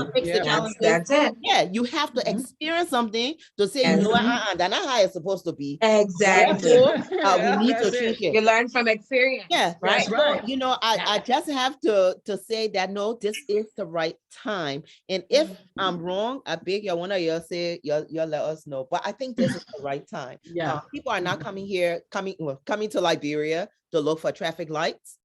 They're not going to Liberia to look for water. To tell you the truth, I can be looking for places to take back outside. under the Yeah. power with it. Yes. No, yeah, you know, you wake up. The creek, they will be to that creek, they will go fishing, get the The food, waterfall, they you will get put a, the tent you up. want skinny dip. I mean, people are looking for Yes. different adventure. Adventure, yeah. So let's And that's what Liberia has. Liberia Yes. has an enormous amount of adventure. I mean, Yeah. Salamartu, when you talk about these places, imagine in Panama, people pay $500 just to walk in that forest you just described Mhm. in Yep. Liberia. Yep. $500 for one Yep. person just to walk through. And in Liberia, you can just tell the ranger, please let me walk through. $18, yeah. And that's it. You know, so we I have everything pay it takes. $40 in Gambia to go walk in the forest. Can Mm. you To see imagine? the monkey. To see alligator. I tell you, I pay was $30. And They you see won't the trek with a waterfall and backpack. things. They won't go with a And even in backpack. our forest is amazingly beautiful. Mhm. We have a lot, but you know, when you got too much, you take it for granted. Yeah. So Yes. I that's think the we problem. do. Yeah, I think we really do. And I think that it's time that we highlight it because you're right. Yes. We know what development is, but this is like raw nature beauty, right? Raw, This is, very raw. this is what it Yes. is. Yeah, I mean, it's untouched. just how it is. And Yes. I think also we put a lot of stuff on the government, but Mhm. there's Yes. probably private partnerships, right? Partnership. We need to be Exactly. the one developing our country. These are the Exactly. opportunities that we can come in and develop and create Yes. something. Like somebody was talking Yes. about that us earlier. They're like, well, you know, the government, I think it was me and Henry, the government is supposed to be doing internet, everything. I mean, we should be coming in there Right. saying, That's hey, right. there's a plan for We this. hold no Let's sense create of it." responsibility. We don't, Exactly. I think we just think Right. we're not supposed to do anything. We're Anything, just, yeah. it's Right. just And supposed to everything's come. supposed to just happen. And somebody said, oh, the Yeah. government not going to build beautiful hotels for you. No, Right. it should be private companies that are Exactly. doing this stuff. And that's where the opportunities are. This is Oh, all yes. virgin territory. It's time now. Our eyes are open. And Yeah. who is better positioned to do it? Us in the Yeah. diaspora, right? Yeah. We Yeah. we have the knowledge, we have the know-how, we have some means, and we know how to put things together. So let's Yeah. take this back home. Let's go Yeah. do this and create the Liberia that we want to see. Because we need to Exactly, build yeah. it back better. I mean, that's Yeah. exactly That's it. And let me say something else I too. think we have Mhm. covered the first step in, you know, making sure that things goes well. Because one of the major problems in getting things done in Liberia is working together as a group. Yeah. There There you are go. a lot of times that Yes. we've all had really, really good ideas, you know, Mhm. and, you know, try to bring people together to make sure that the idea is actualized becomes a serious issue. Yeah. Someone is crying that it is their idea. Someone is crying because they are not, you know, the center stage. Another person is complaining because they are not, you know, there are too many things. But I mean, I'm excited that you guys are all in different parts of the world and you are open to having as many people on your team as possible, Oh, because that's how yes. it works, you know. Yes. That's the The only more way the it's Teamwork. gonna better. work. So as long There's as no that I is in there. team. No I in team. That's right. You Right. all are part Yes. of the team. I mean, we just need to come together. You Come know, together. Exactly. That's it. And let me say one more thing. You know, tourism, when you talk about tourism building, especially in a place like Liberia, if we can build tourism, we will build a very wealthy nation. Simply because much of what we have are based on communities. We cannot develop tourism in Liberia without the communities. Yeah. Because when you talk about Sapo National Park and you talk about going into Town, if you can build tourism in Sapo National Park, you build Juazon basically. Yeah. You know, because the people in Juazon will have to be the ones to take care of the people that are coming. Exactly. You know, Yes. you talk about, you know, everywhere, if you talk about Roberts Fort, driving into Roberts Fort, you have to pass Latia, you have to pass Sembehun, you have to pass Toso and all these villages. It's those people, and along the way, if we can engage those people in those villages and say, listen, we want you to like put a hut, put beautiful huts down. There was a village I went to called Latia. It's a woman who's the chief. Man, sister girl, she's like, I'm building my hotel. And she already started putting down a hotel in the village. I'm like, you go, sister. I love it. Yeah. You know, but Sister girl. if we can get the villages and the towns actively involved. When you talk about going to the waterfall, like Sapima and those places, who's going to go out to the Sapima village and work the waterfall? It's them. Yeah. So we have to take this tourism thing in Liberia and understand it's not about the hotels. You're not coming here to see our hotels because It you'll really never not. build it like Europe and America and France. You know, but what we do have, we have the rainforest, you know, and we have the beaches and we have those nature, you know, nature sites. But if we can build the tourism, Liberia will fly because everybody will benefit. And like you said, let me add, with all those things we have that you can feel and touch, Liberia had we are very hospitable. Hospitable, yes, we are. Yeah. We may have problem with each other sometimes, but we are very, very friendly to foreigners. Very welcoming. For sure. Liberians are. And the second thing, I don't care who believes it, Liberians we have the best food. Period. Yes, the best jollof, Ghanaian jollof. The best jollof rice. And the best, y'all go up, y'all come down. That's my tagline. Liberia perfected jollof rice. We will eat it. But no, and Hester, I'm sorry, Matu. Hester, you said it. It's not about me paying my money to go to a hotel in Liberia. Right. It is about the experience. And I think that when an individual have that experience, yes. And you get that experience, there is no way that anybody can take that and then you just keep continuing more things to explore. So it's all about the experience. All about the experience that we can get. Now, as we having fun with in Liberia, of course, there's one of our cousin that just kind of lingering around, been here all last year, COVID.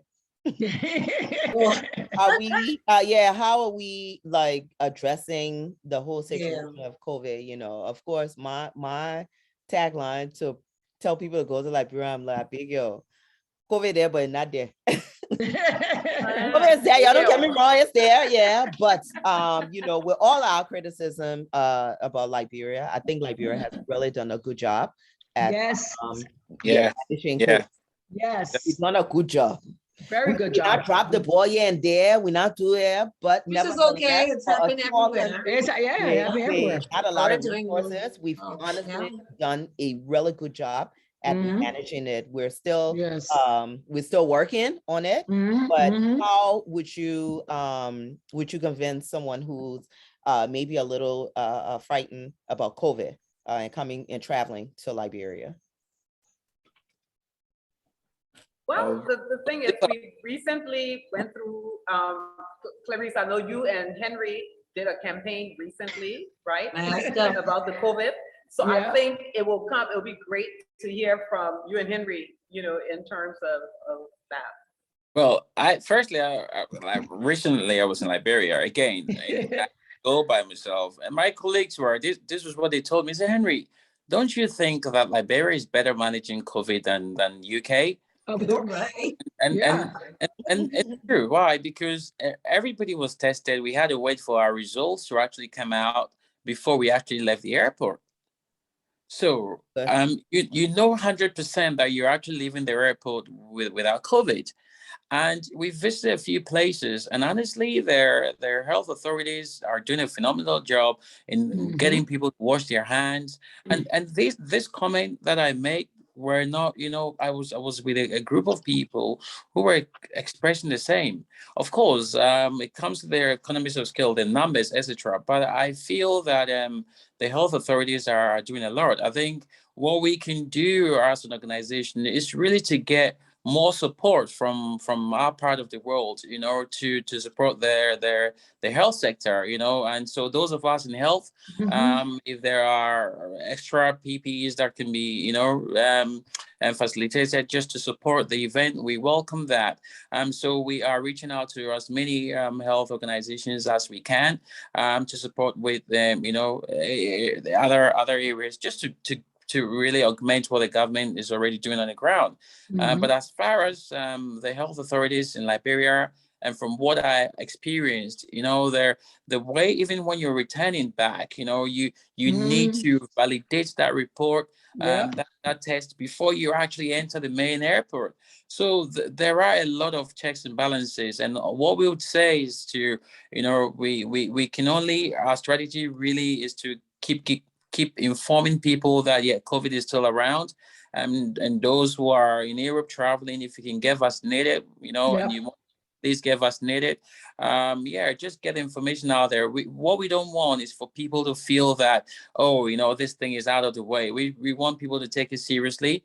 In our communication, we're telling people, it's your responsibility. Make sure you still take that seriously. And that is what our communication have been so far. And we intend to run that communication, throughout all the event, so people don't lose their guard. At this moment, I'm not saying that is all we can do, but of course, if there are likewise better ideas on how others are managing COVID through events, etc., we'd like to hear that. But as far as we're concerned, yes, we'll support our teams on the ground with equipment or PPEs or other things based on what we get. But the communication still remains key to managing COVID at the moment for us. Okay. Yep. Mm-hmm. And then if Henry has said everything about the COVID situation, but if I may go back to what we were talking about earlier, people have been making comments about, the infrastructure, there's no traffic light, blah, blah, blah. Yeah, well, guess what? I live in Georgia, and there are places in Georgia where there are no traffic lights. So it's not that serious. I'm just saying, I'm down here in the South. There are many places there are no traffic lights. Then people say, the crime and da-da-da-da. I get it. But guess what? I travel to Jamaica a lot. The beautiful Jamaica with all of its touristic aspects, everything. If you leave from the tourist area and you go into Halfway Tree, good luck. Halfway Tree is an area in Jamaica where the crime rate is extremely high. Anywhere you travel to, you're going to have areas where the crime rates are extremely high. Right? So we can't just say, because of all these things, we can't do this. It's not the right time, blah, blah, blah. Are you kidding me? I feel safer in Liberia than I do in many places, to be honest. To be very honest, I feel very safe in Liberia. Even with the COVID situation, when COVID was happening here, I went to Liberia 3 or 4 times. Everybody was like, why are you doing that? Aren't you afraid? Afraid of what? In Georgia, we're locking down schools because COVID is running rampant, but I go to Liberia, I feel free. So we have to understand that we can be so negative about all these things when they're happening all over the world. Yeah. So I'm just saying, I traveled out of Atlanta the other day. I couldn't find any parking at the airport. The entire parking lot was full. All of the parking lots were full. People are traveling. Yes. Oh my gosh. Yeah. Liberia. Why not Liberia is actually safer? I'm just saying, so. Yeah. And it's you taking that necessary precaution to protect yourself. I mean, there it's you go. You to put your mask on. It's just it's you. You're the one who's exactly. I've got my shots. I've got my mask. Right. Limit my movement because and take your vaccine. Right. Get I am a vaccine. If you're not vaccinated, put your vaccine. Put your mask on. Take your booster shot, take whatever you need. Get ready in December. Get your mask, get your sanitizer, come to Liberia, have a good time. But I don't know if I mentioned, Salamartu, we're bringing a few doctors with us. We've got about 3 or 4 doctors, and we're working on getting them temporary licenses to practice in Liberia while they're there. So, because I know we don't have a lot of doctors and we're bringing a lot of people, so we need to add more. So we started with 4 for the December trip, but as we progress, there'll be more. Even Dr. Stella Jeffries will be there. She's a Liberian. I've got an African-American doctor. I've got quite a few people who are coming, and we'll be working with Dr. Nicole Cooper there at her facility. So she's put together a little packet for us. It's like a little insurance. So you can purchase that if your kid gets a fever or if anything's going wrong, you can always go and see her. So it's not like there aren't places in Liberia. Yeah, we're bringing a lot of people, but we're also taking precautionary measures and we're bringing assistants, with us. Good. That's great. That's good to hear. Yeah. So again, reading some of the comments, I think people are just saying it's about preparation. We need to prepare, but also communicate, communicate with the people on the ground so they feel like they are a part of this, and then also promote as well. And I think all of us on this platform have the responsibility of promoting some kind of way on our personal platform within our network, our family and friends. Let's try to promote. When you see the flyer coming in your inbox, share it. Share that. If you share this with 10 people, you won't die. Cheap. So big, when you see the flyer, let's see the flyer, let's share it. That's a lot of information. And we're actually working on getting a signboard soon. A big, like 2 We need some boards t-shirts for them pimping riders. That's the fastest way to get the information. You see, that's a good idea, Henry. Write that down. Very good. Yes, that's a good idea. We'll start talking about it. The people have I think the people the ladies and gentlemen on here, this group, they have their website have a calendar. So if you're having something, get in touch with them and see how you can use their platform to advertise your events. So when people come to Liberia, they're not going everywhere to look for information. There's one stop, they go there, they look at a different schedule. They won't go to the football game or they won't go to the party. At least they have the options, but they have one place to look in. So let's try to use the website. It's LIB Year of the Diaspora.org. LIB Year of the Diaspora.org. So go to the website, look around, lots of information on logistics, on events that are happening. But before we let y'all go, of course, if you can just take 1 minute to speak to someone who probably wasn't thinking about coming to Liberia, whether it's in December or next year, how would you encourage them to visit Liberia? We'll start with, let's start with the gentleman, because I swear. Let Henry talk first. I think for us, Just like the other gender balance. I know. Not correct. Not correct. You're a strong man. Henry, we'll start with you. Gender imbalance. Yes, Henry. Well, I'll probably say this is the toughest question, but I'll try and have a go at it. Hester is my superior, so she'll give me feedback afterwards. I think what I'll tell people is, look, Liberia has always been, an attractive place. Unfortunately, a lot of people have not opened their minds to actually understand. They have the knowledge about Liberia, but they don't understand, and this is the difference. So take this opportunity to actually get to go to Liberia, understand what it is in Liberia, enjoy the food and meet the people, some of the most amazing people you'd ever meet. And of course, it is about using what we have as Liberians, not really trying to be somebody else, but this is Liberia and you got to love us for who we are. And so literally, if you believe in that, come over, let's learn some history, be a part of what we're doing, network, celebrate, engage, find some, something else that you perhaps have not been exposed to. So yeah, all of this and more, in fact, there are a lot of things that we would actually find ourselves, so come and discover, there's nothing harm in doing that.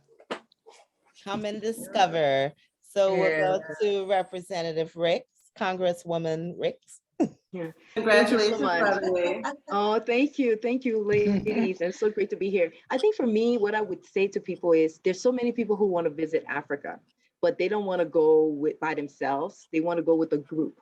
And I think this is a perfect opportunity, right? You can get all your girlfriends, people from the church, people from the NAACP, people from organizations, whoever you are. If you've been waiting to go to Africa, this is your moment. This is your time.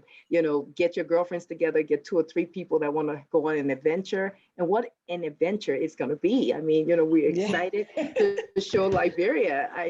So yeah, gather up, start getting those plane tickets together. I have several people who are saying, even I was at the Democratic Party gala the other night, and this guy has been watching surfing since, I told him about our surfing waters. He's like, oh yeah, please tell me. So people are very, very interested. So now is the time to let all those people know, and people will start doing it. And then this is an opportunity that's going to go for a whole year. So December is just the beginning. Black History Month, I know there's a huge group going. A lot of government officials from over here will be going.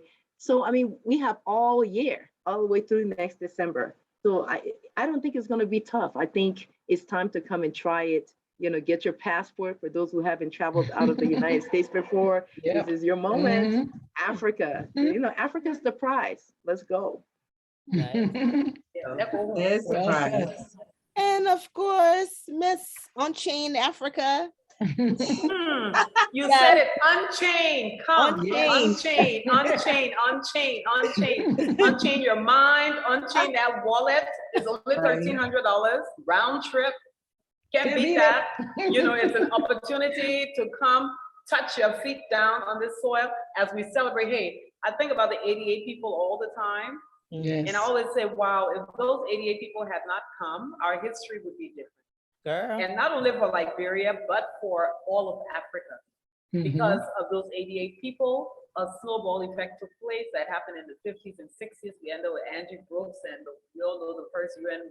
Liberia is such an amazing history. In the 60s and 70s, we saw Nina Simone, we saw Hugh Masekela, we saw Miriam Makeba. Liberia was fun. Liberia was the place, you know, and so we just need to take it back there. Only us can do it. So the diasporans, you'll come, let's take our country back to where it used to be. Let's become one. Let's make Liberia happy. Y'all just let's have fun. We here with y'all. We're party. But those are even looking for Jew, they can cancel when they get him back. Hello. I told that to a friend of mine. And then Gustav can be waiting at the door for you. Yeah. In the morning at Esther's place. Yeah. Hello. But you can come home, man. I beg you. This is only $1,300 round trip. You're coming. The people only promoting how you get there and that yeah. You start for your Jew to leave, they're not there. They part of that thing. Bring your extra money to carry your Jew back. When you come in, I know how you come in. Exactly. Oh my goodness. And of course, Dr. Kula. Well, I just want to say 3 words, okay? Reunite, relocate, and rebuild. Yes. It's going to take all of us to do that. Not just the government, not just us as a group. It's going to take we as a people, the government, everyone coming together to do this. And if we do it, and we do it right. Yeah. Wow, the sky's the limit. So join us December 2021 in Liberia. We shall see you there. All right. All right. Thank you guys so much for coming on. Thank you. This was fun. Good to see you guys. Thank you. And yes, so much, Dr. Kula. I don't know, Hester. So next Saturday is the World Tourism Day. The Liberia National Tourism Association is hosting World Tourism Day, and of course, the Baby Liberia Fair will be there. I would encourage you guys to perhaps maybe get a table. We can reserve a table for you, and have some information out there for folks who are coming, so they can know that the party. This is the pre. We actually already did that. So Mrs. Ura has the flyers. We send her flyers. We send her the brochures. So we are getting a table, and we're very excited about that. Nice. Yeah. So, and of course, as we get closer to the time, we would love to have you guys back on. We will do it. Yeah, I love talking. This was so much fun. Yeah, a lot of fun. It was good to see you guys. Yeah, same here. To see some of you out here. And when I come to right? I'll look for all of you guys. Yes. All my December, guys. December. Much love. Much love. Salamartu. See you later. Bye, guys. Thank you, guys. Bye, everyone. Bye. Ooh, what a wonderful conversation. I know. Yes. Bye. Oh, that was awesome. Wow. Okay. That felt like a little reunion, didn't it? It felt like just wanted to hug some of them. Yeah, everybody excited now. Yeah.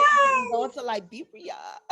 I mean, it is a good thing though. Liberia is hard to get people working in teams. So if they are pulling this out, that's really, really good. Yeah. But like you said, Claudia, the first step is for us to collaborate. Yes, that's major. Collaborate, major. You know, because I know it's a lot of them, and they're not all in one place. Different organizations, different people doing different things. So we will pull it off. I'm sure, you know, there may be hiccups along the way, but like I said, you know, it's up to each. They can keep the hiccups for 2023. If anybody got any problem, then they just swallow it and keep it. Let's move. This is the year of we move. I know, right? I think what I'm seeing, the vibe I'm seeing with them is that the people who are actually organizing this, they want to do it. And people who are excited about it. So when you have a team, even around the world, it will work. Because why? You're meeting people that are similar like you, and they're pumped, and they're motivating their face to be pumped. So, hey, this is, like I said, the experience of this is going to be amazing. And, you know, I just hope we embrace it. That's that's the big part. You know, it's funny, we are running out of time, but we really wanted to talk about this social issue. So it's up to you all if y'all want if y'all want to talk And about what the do you social have? I don't even know what you have. that 20 on Clarima. I got nothing to No, do. it's not on me. So what happened? No. Wait. No, okay. So we were talking about, what part of the year are we? So, yeah, so school's opening now, and Everybody there's always body this language. Charlene Gong, Kashiwa. school's opening now, and there's always this issue with parents that have been separated about support, and stopping the child from visiting the father, or stopping the father from communicating with the child, or the mother from communicating with the child, because you feel that the finances that they are giving is not enough, and especially during Father's Day or Mother's Day, you kind of see a lot of that on social media. And then when school is about to open to you kind of hear a lot of hustle and tussle here and there about parents not giving what the mothers have asked for, or the fathers not providing the exact amount of, what has been asked for. And and over time, I have had problems with people because I've got my own opinion on not trying to put a child in a situation where you have to make them choose which parent is better than the other, or stopping them from having time to spend with the father, or stopping them from having time to spend with the mother only because of financial reasons. But everybody got their own ideas, so I'm not about that life. I'm not. One, when the only reason I think you should stop a child from seeing the other parent is because there's some kind of abuse.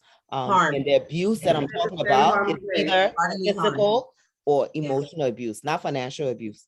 Right. Yeah. That's And that's true. History has taught us anything. Sometimes we let it act like we are the first single parent. Yeah. This thing and I happened plenty of times where when you keep the child away from their parent because you're upset they're not giving you the money you want, or for what other stupid reason, it actually comes back to bite you in the butt. Let children have a relationship with the other parent. If you feel like the money is not enough, you go to court. That's what the court is there for. Now we have ways of addressing a lot of these things. It's not up to one parent to determine if that child, if there's no physical abuse, if there's no emotional abuse, it's not up to one parent to decide, you know what, I don't like who he with, because it will start with the financial, then we'll go to let who he with. Not because the person is abusing the child, but simply because you know what, I let you have your own personal issue. Yeah. So for me, I'm not about that life. But you want, I mean, sometimes the financial sometimes the financial is just really exact. Some parent will say, oh, if the man giving me 500 a month, I'm not going to accept any other money from him. I don't understand how that works, because that's the individual with their own $1 million. There is, well, people are that just has nothing to do with the child. People are just vindictive. I think exactly that's the exact word for it. It's just being very vindictive. Right. If Or being jealous. got to the point of having a child, that means something happened. There was some type of attraction, something happened for you to get to this point of you birthing a child, be it a woman or a man, whatever the case may be. But for one of them to say, you can't have access to this child because you're not financially supporting the child.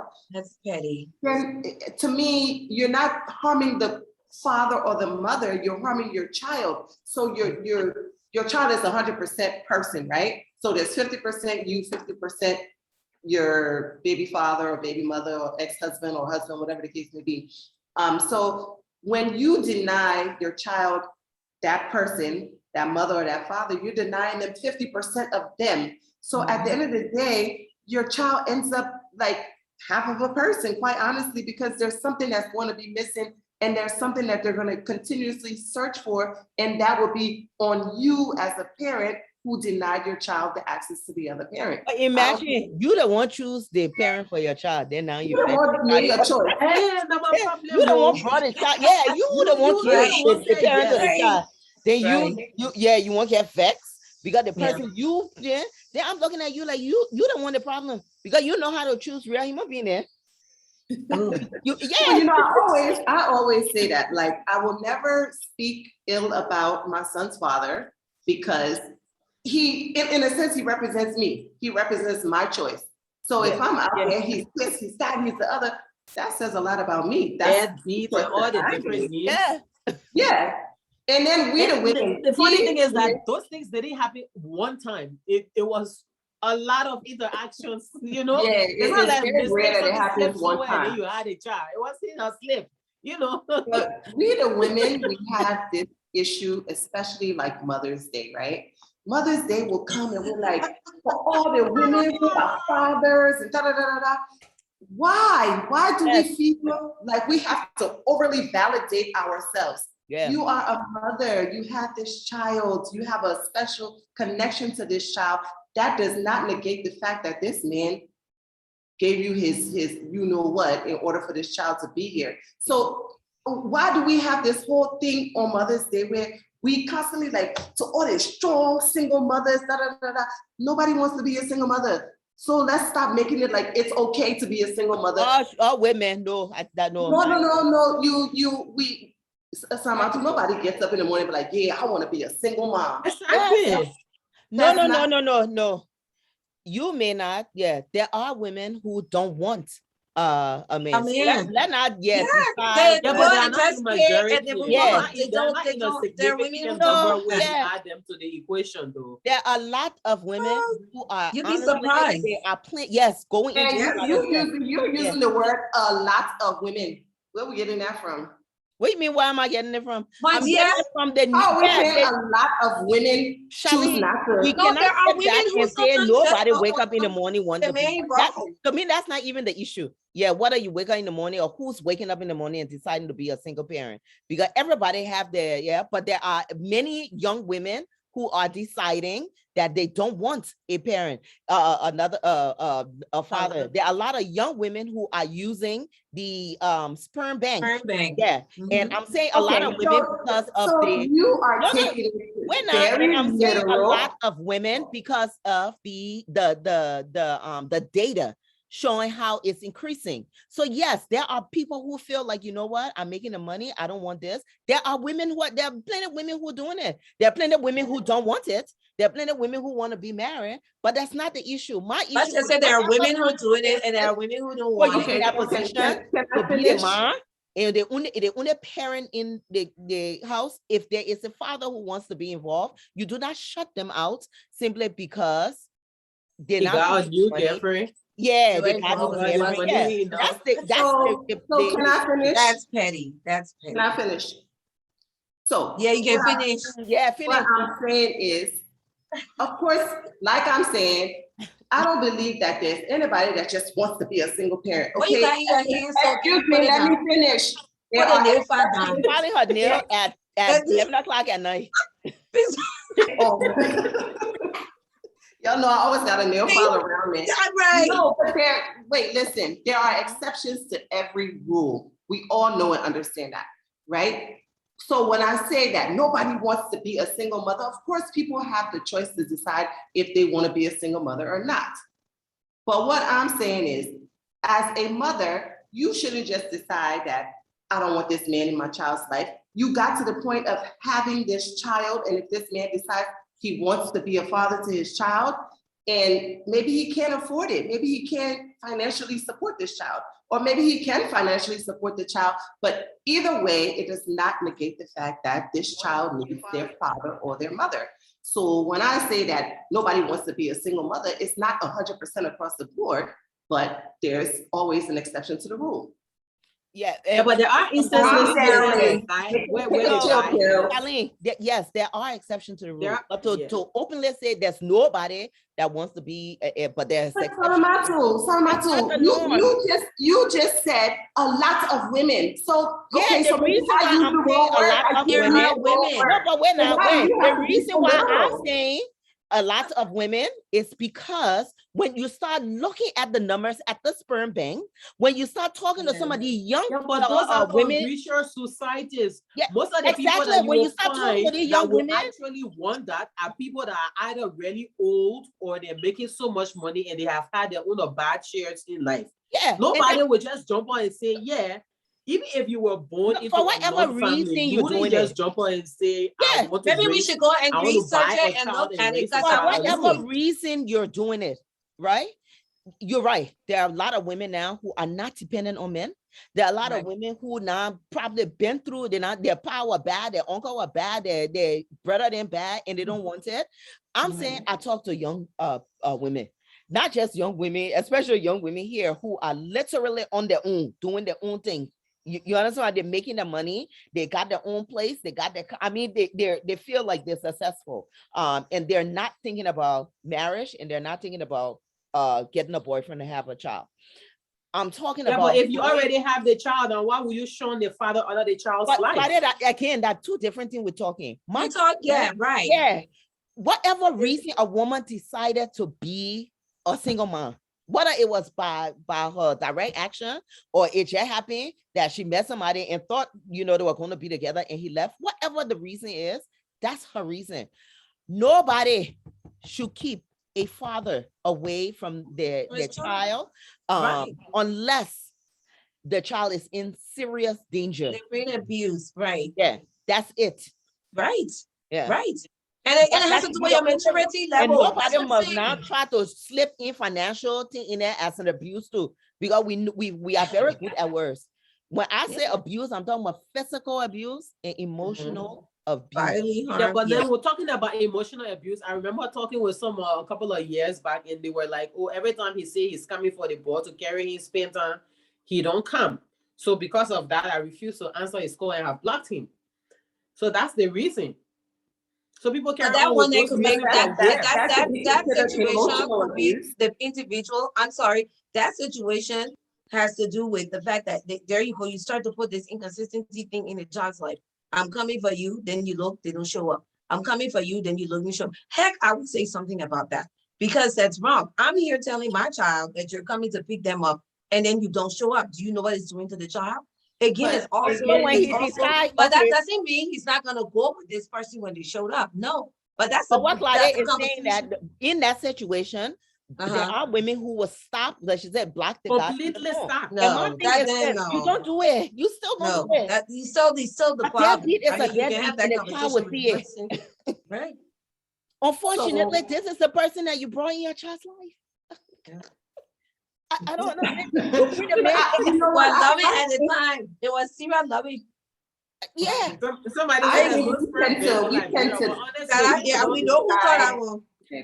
He didn't say what he wants to say. He said he wants to talk. No, I the other one. I want to talk something, but I will say my prayers and pass. No, don't pass, Papa. Say it. What do you want to say? Yeah, what you say? We hear you. What is okay, it? so every we have parent, our opinion on what is supposed to happen.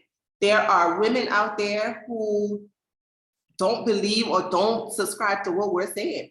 Some women believe that you must financially support your child, and if you don't support your child, then whatever they're creating will come back to haunt them. That's it. I mean, what are we gonna do? Save them? We can't. I mean, no, but you can't save everybody. And like I said before, there's always exceptions to the rule. So there could be women out there who feel like in order for you to have access to this child, you have to support the child financially. You have to, and that is their belief. That is what they believe. Because we personally feel a certain way does not necessarily mean that's how the rest of the world is going to be. We know that. We understand that. Yeah, we understand that. So okay, you're reading some of these comments. What is it? Like yeah. What you said? Gabriel, hi, Gabriel Greaves. Gabriel, y'all Jamie, y'all choose to hi, darling. Or not. Personally, I made that choice because when you decide to have children outside of marriage, yes, you are making that choice to be single. Unless in your head you are thinking that you will use your pregnancy to, I don't know, but if you in a relationship where you're not talking about marriage and you have a child, yes, that means you made that decision to be a single parent. I'm sorry. Every parent needs to mature up and do what's right by the child. It's about maturity. Um, great show. You guys need to syndicate this on the radio station. Oh, thank you. Thank you. What is it? We don't have sperm bank here. Oh, let's Thank you, leave bro. it right here where the hustle will bring children. Oh God. Yeah, I think most times we always quarrel with the fathers and stuff, and we don't really talk to our gender Yes. about some of Yes. the abuse, because that Yeah. child is seeing you, especially sometimes when the father is around. That child is seeing you fighting this person because you don't want them around the child, and most times the child will actually be more attached to the parent who you are sending away. Exactly. Yeah. So you create a lot of mental, torture for that child in school, where kids are coming to school and say, "Oh, my papa brought me this, my papa took me to the supermarket," and then your child is there, it's not doing anything, and you're like, "Oh, because I'm Mama Pepe, so I can afford it, and I'm going to do it," when you know that there's a father around. And some other situations too, the fathers are actually broke. Then the mother. So yeah. It was something So that was what? excessive. I mean, if About you the have a child that situation- you're raising, so what? I mean, What about the you know? situation when the father says that when the woman is pregnant, I don't want this baby. That's another issue too. Right. Well, you know what? You want to bury you. But then when you have the baby, then they Exactly. come back, Specifically, right? you don't want it. I'm not in this Right. thing where me and somebody just had that discussion during this week, where you say, "Oh, you don't want a baby, but you still having unprotected sex." That's sex, So yeah. you I know you want expect the woman now to be the protection? It Yeah. doesn't work. If I'm a guy and I know I don't want a sex, I don't want child with a specific woman, and I'm having sex with her, I will protect myself. Didi, what you want? Because I don't want to be in a situation. Put it on. I don't want to be in a situation Right. where Put I the can't get plastic on. and then you're It's not asking the about his woman to skin. go and do abortion, or you're asking her to do different things. You don't know, what her values are. So if you don't want it, you shouldn't have But it. that is the thing about it. As Here's women the too, we scenario, need to be right? responsible for ourselves. You need to be mature enough to say, you know what, you're not sticking that thing up in me like that. You need to put your raincoat on. No, seriously. So we have to be able to make that decision to say, you know what, you Put ain't it doing on. it. Put it Put it on. on. Put it on. I ain't nothing happening Anyone. here. No, but here's the scenario, right? It would be Prior good to Bring get a on. man's Bring view, on. Bring on. prior Bring to on. yeah, God, bring on. Let him not talk. Bring on. You though. ready He to come? got to say agenda. Let him come on. Beg you, man. Clicking on here. Yeah, bro. No, but yeah, I mean there are a lot Let of him come. damages We that want him goes come. on with the Yes, he kids. said. Every time parents argue. Mother's Day, you say Happy Mother's Day to me. Father's Day, you say Happy Father's Day to you. How much considered can you be? When a lot of that one I hurting you and Charlene, that happened. Happened. No, because you can never be a father. I don't care how rich you are. I don't care whatever you provide for your child. God. You can never replace that, father, that father role. It's impossible. That's not how it was meant to be. And for the frivolous reasons that, they put behind it, it's crazy. And because of that, like, kids grow up with a lot of drawbacks in the future. You have certain phobias, you have certain mental concerns, because your mom was there and trying to stop you from affiliating or associating with people of your family. Sometimes even I know there are even cases where even if the man is not coming around, his family is welcoming, you still refuse for the child to get familiar with other members of the father's family. Honestly, I think to be honest, yeah, I think it's wrong. Let the child, there's 3 relationships that's usually happening when there's a child involved. That's the relationship between you, the child, and the pa. There's one between the child and the pa, and there's one between 4, one between the child and mom, and then 4. And then there's one between the mother and the father. And you have to be able to balance. Well, welcome. Welcome. Hey. He is here to speak for his gender. Hey. What you say? Unmute yourself. And then they want to touch it about the way Didi is a lawyer. Boy, yeah, you go check on this yourself. But you know, that's one of the things I'm always looking at men. I'm like, why they don't use the court system? Hey. So we, the women, we quick to use court system when we know it in our favor. When in Of our favor, we course. won't go there. But when we feel Right. that in our favor, we will deal with a man. Why the men don't use the court system? I see us going to court. Happy. Hey, welcome, yeah, Didi. Welcome. Hey, ladies, how you doing? How are you? Defend your gender now. Oh no, there's even Yeah, another we can know. situation where the father refused because of DNA. Oh, what They are got you- DNA in Liberia, Yeah. though. The woman said They that got the DNA in guy said Liberia. he can't support until he showed through DNA that the child is Yeah, his. the guy Alright, that wait a you were minute. talking But about. yet and still he comes around, so she denies him from coming around. But he is Yes, now what gets chance to talk now. What did he Oh. say? What you Hey, said, Charlene, Hey baby, what's Hey, up? boo. how you doing? Nice show. Listen, let me We tell you are. the why you get sharp mouth. I know who will deal with all your sharp mouth then. That Claudia person alone reach here. got They don't have 1,000 TM sharp back. mouth.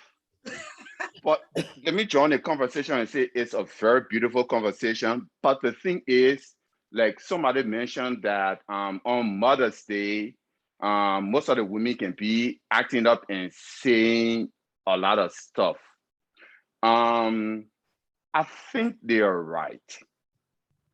Me being a lawyer and have worked in Liberia and knowing what a lot of women go through, especially for child support and for just men taking care of their children.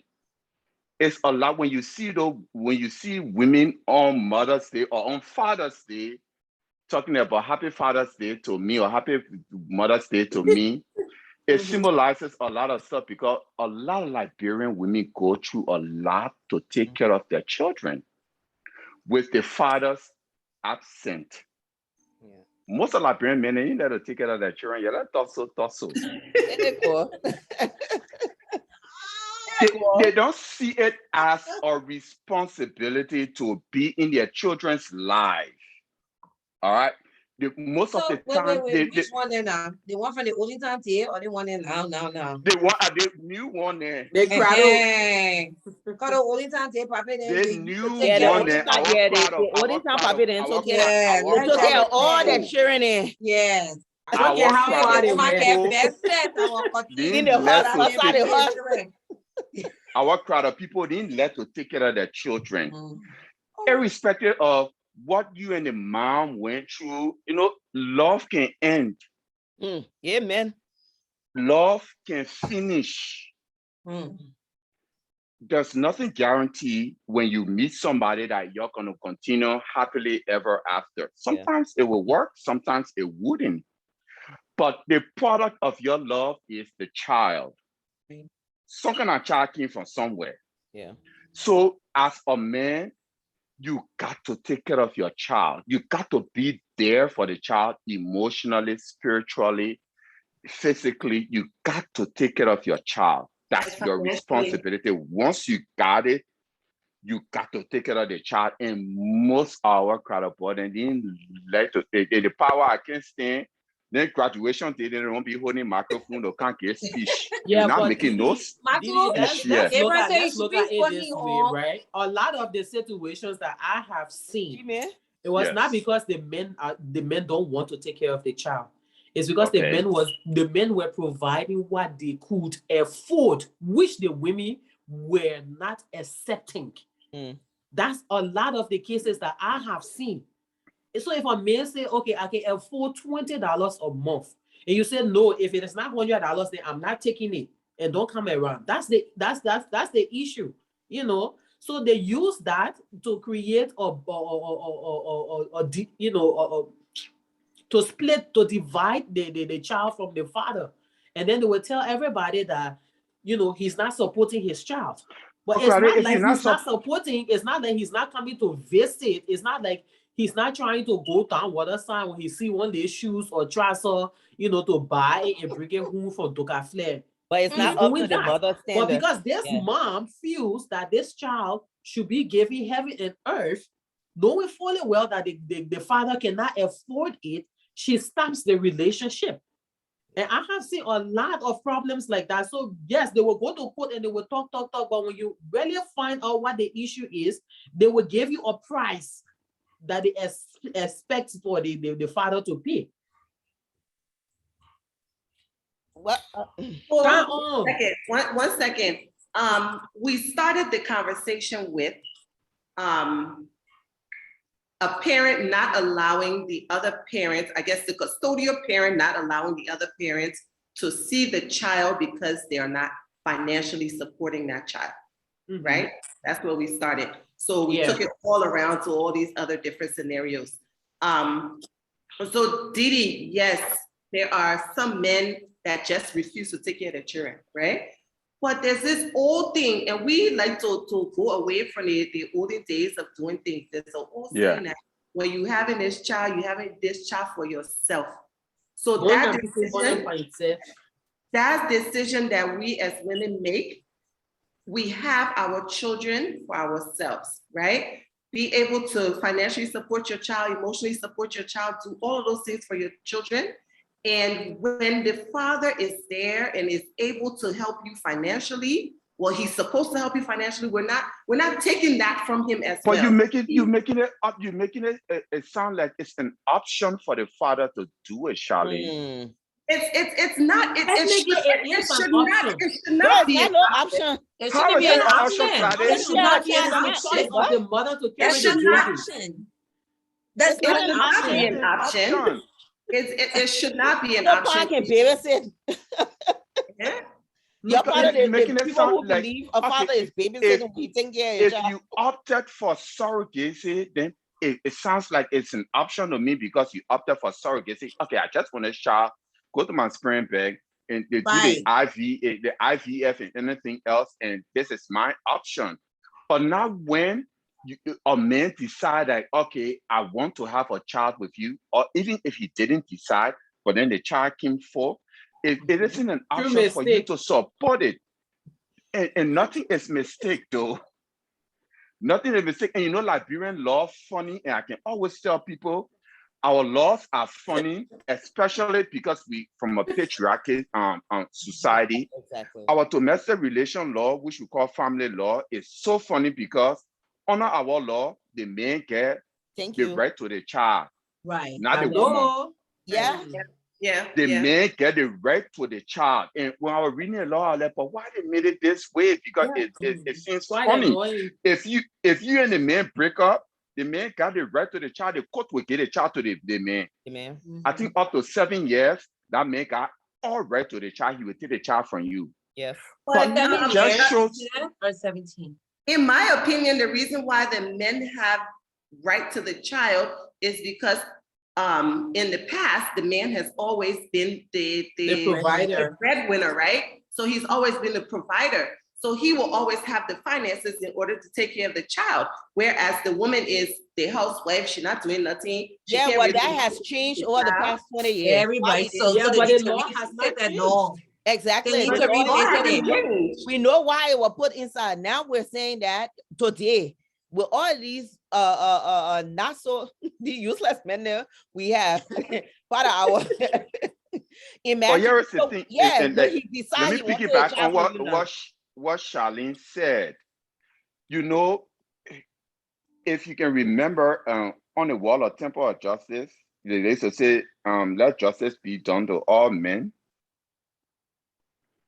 They changed it, like Salamartu said, they not change it and everything else. They say, let justice be done to all. Back in the days, a woman was seen as the property to a man. Women were the property to a man. So no woman could go to court to go sue in her own name. The husband had to sue. The husband had to go to court to go sue on behalf of the woman. In the old law, they call it coverture. Like you cover the person. So women were always under a man. They was what they call coverture. So there was no way how a woman could sign any contract, do any lease agreement, do any transaction on behalf of herself in her own name. You had to do it with your husband. If you weren't married, then one of your male family members, you had to go do a lawsuit or whatever, or contract or anything else in your brother or your male family name. That's why they had it. Let justice be done to all men, because men were the person who will come to court to cancel. Right. Now they change it.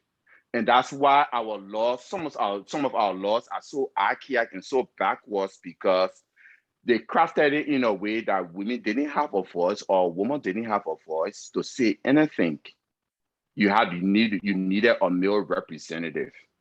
And that's why they always give the child to the man, irrespective of even if the man can support or not support, the child belonged to the man. The child did not belong to the woman, ever. So you and your husband going through divorce, and it's still in our law, on our domestic relations law. If you and your husband going through a divorce, that man going far for his children, the children coming to the man. The children not for you. Even if he can support the children for the man. So some of these things are social, and some of the things are customary, and it's ingrained in our society. And I think men take advantage of those things to say, oh, wherever she wants. I remember we have several cases like that when I was with Maritime. Like, the woman will file a complaint, and then HR will bring it to me and like, what do we do with this? I like, garnish a check. Tell a percentage of it and send it to the woman. If they make it support her child, I cannot do anything about it. Like, garnish a portion of her check and send it to the child, for the woman, for child support. Wow. And it's criminal under our law, on Liberian law. You call it persistent non-support. It's a criminal offense. You can go to jail for it. Yeah, but Didi, if an employee of whatever agency is not paying their child support, it's not the agency's right to garnish a person's check. That woman needs to go through the court system. She can't come to the HR of Maritime or HR of any company and say, my husband not paying my child support, he's not paying my alimony. Then you as HR say, no, so let's take some of the man money and give it to her. I totally agree. But then let me backtrack. Most often the court will send us a citation to say, this is the ruling, and this is the judgment, and this is what you can do. Because of course, like you said, you need a legal background to garnish somebody's check. Right. So the court will send you the ruling or the court order and say, a percentage of this, and under our labor law is 66%. You can go below 66%. You will garnish the check and take a portion of it and send it to the one based on a court order. Mm-hmm. But you don't.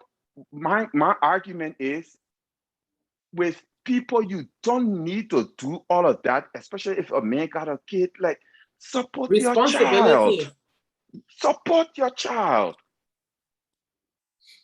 I agree. I don't think any man should be able to get away with not supporting their child or children. I think that every child deserves that support, and not just financial support, emotional support, every support there is possible. Yeah. I think every single child that comes into this earth deserves that in order for them to grow as a whole person. I 100% agree on that. For me, I always like to play devil's advocate to say, okay, this is how it worked for me. It may not work for you that way. So like, you just gotta look at it from different perspectives. Right, because everybody's situation is different. Also, I think that I don't think a father would want to come around if he's not providing any kind of support. Also, someone can come around. They got traffic, so I bet, yeah. Someone can come around. Like who was saying, the one who don't take care of anything, but let that child graduate or make it. Or the one who microphone to get speech. Yeah, or make it to some be a football star, and they see them showing off my front and center. They won't sit in the front. That's when mother's supposed to be like, Baba. And there is something special about mothers. Yeah. I don't know if you realize it, because you all are moms, but there is something special about a mother that no child will ever want to disregard, except that child not son. Because you guys like, if that child eat that man when I eat, you take that last spoon of rice and put it in that child's mouth. And mothering, they will nurture you, especially for us boys. Me, I'm a mother baby. No. Especially for all boys. Really? Yeah, really? Yeah. We didn't know that. I'm a mother baby. All right, Didi. Yeah. We know that. Especially for all boys, they will check on you, call you, nurture you. They mother nurture you from cradle to grave. It can't end. The love continues. Yeah. And I wish a lot of fathers could understand that dynamic. And a lot of fathers would be in their boys' life or in their child's life, and, to just have a good relationship with their child. I wish a lot of people can do it because it can make a person holistically whole. You see a lot of dynamic in a person's life, and it's a balancing act. I just wish a lot of people could do it so they can see how best they will raise their child and how best they will influence their child to be the better person than they are.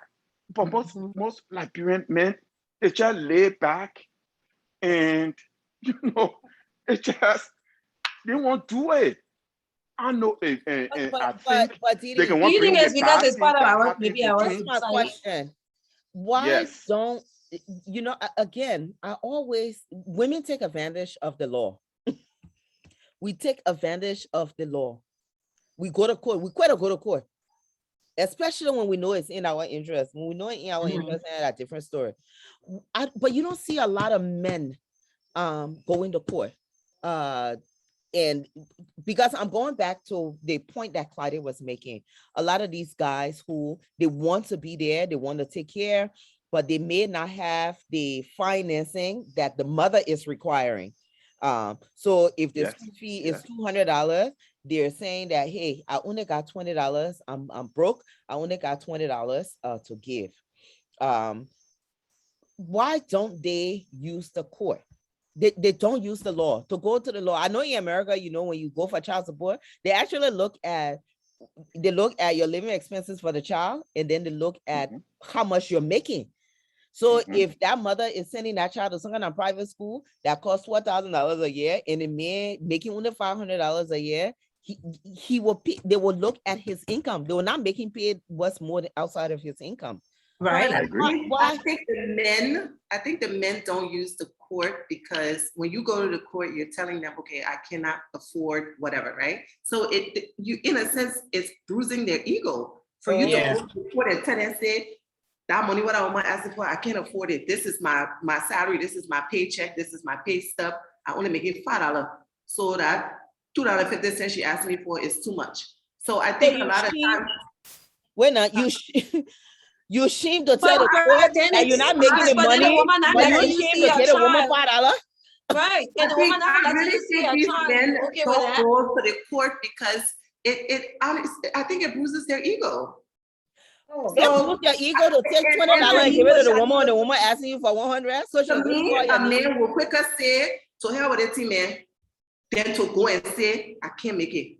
But I see some men actually fight for their children because the same thing that is said, the women, like, because I didn't pay my child support, this side would say, because I didn't pay my child support, she don't want me to see my child. I'm going to see my child and I'm going to the court.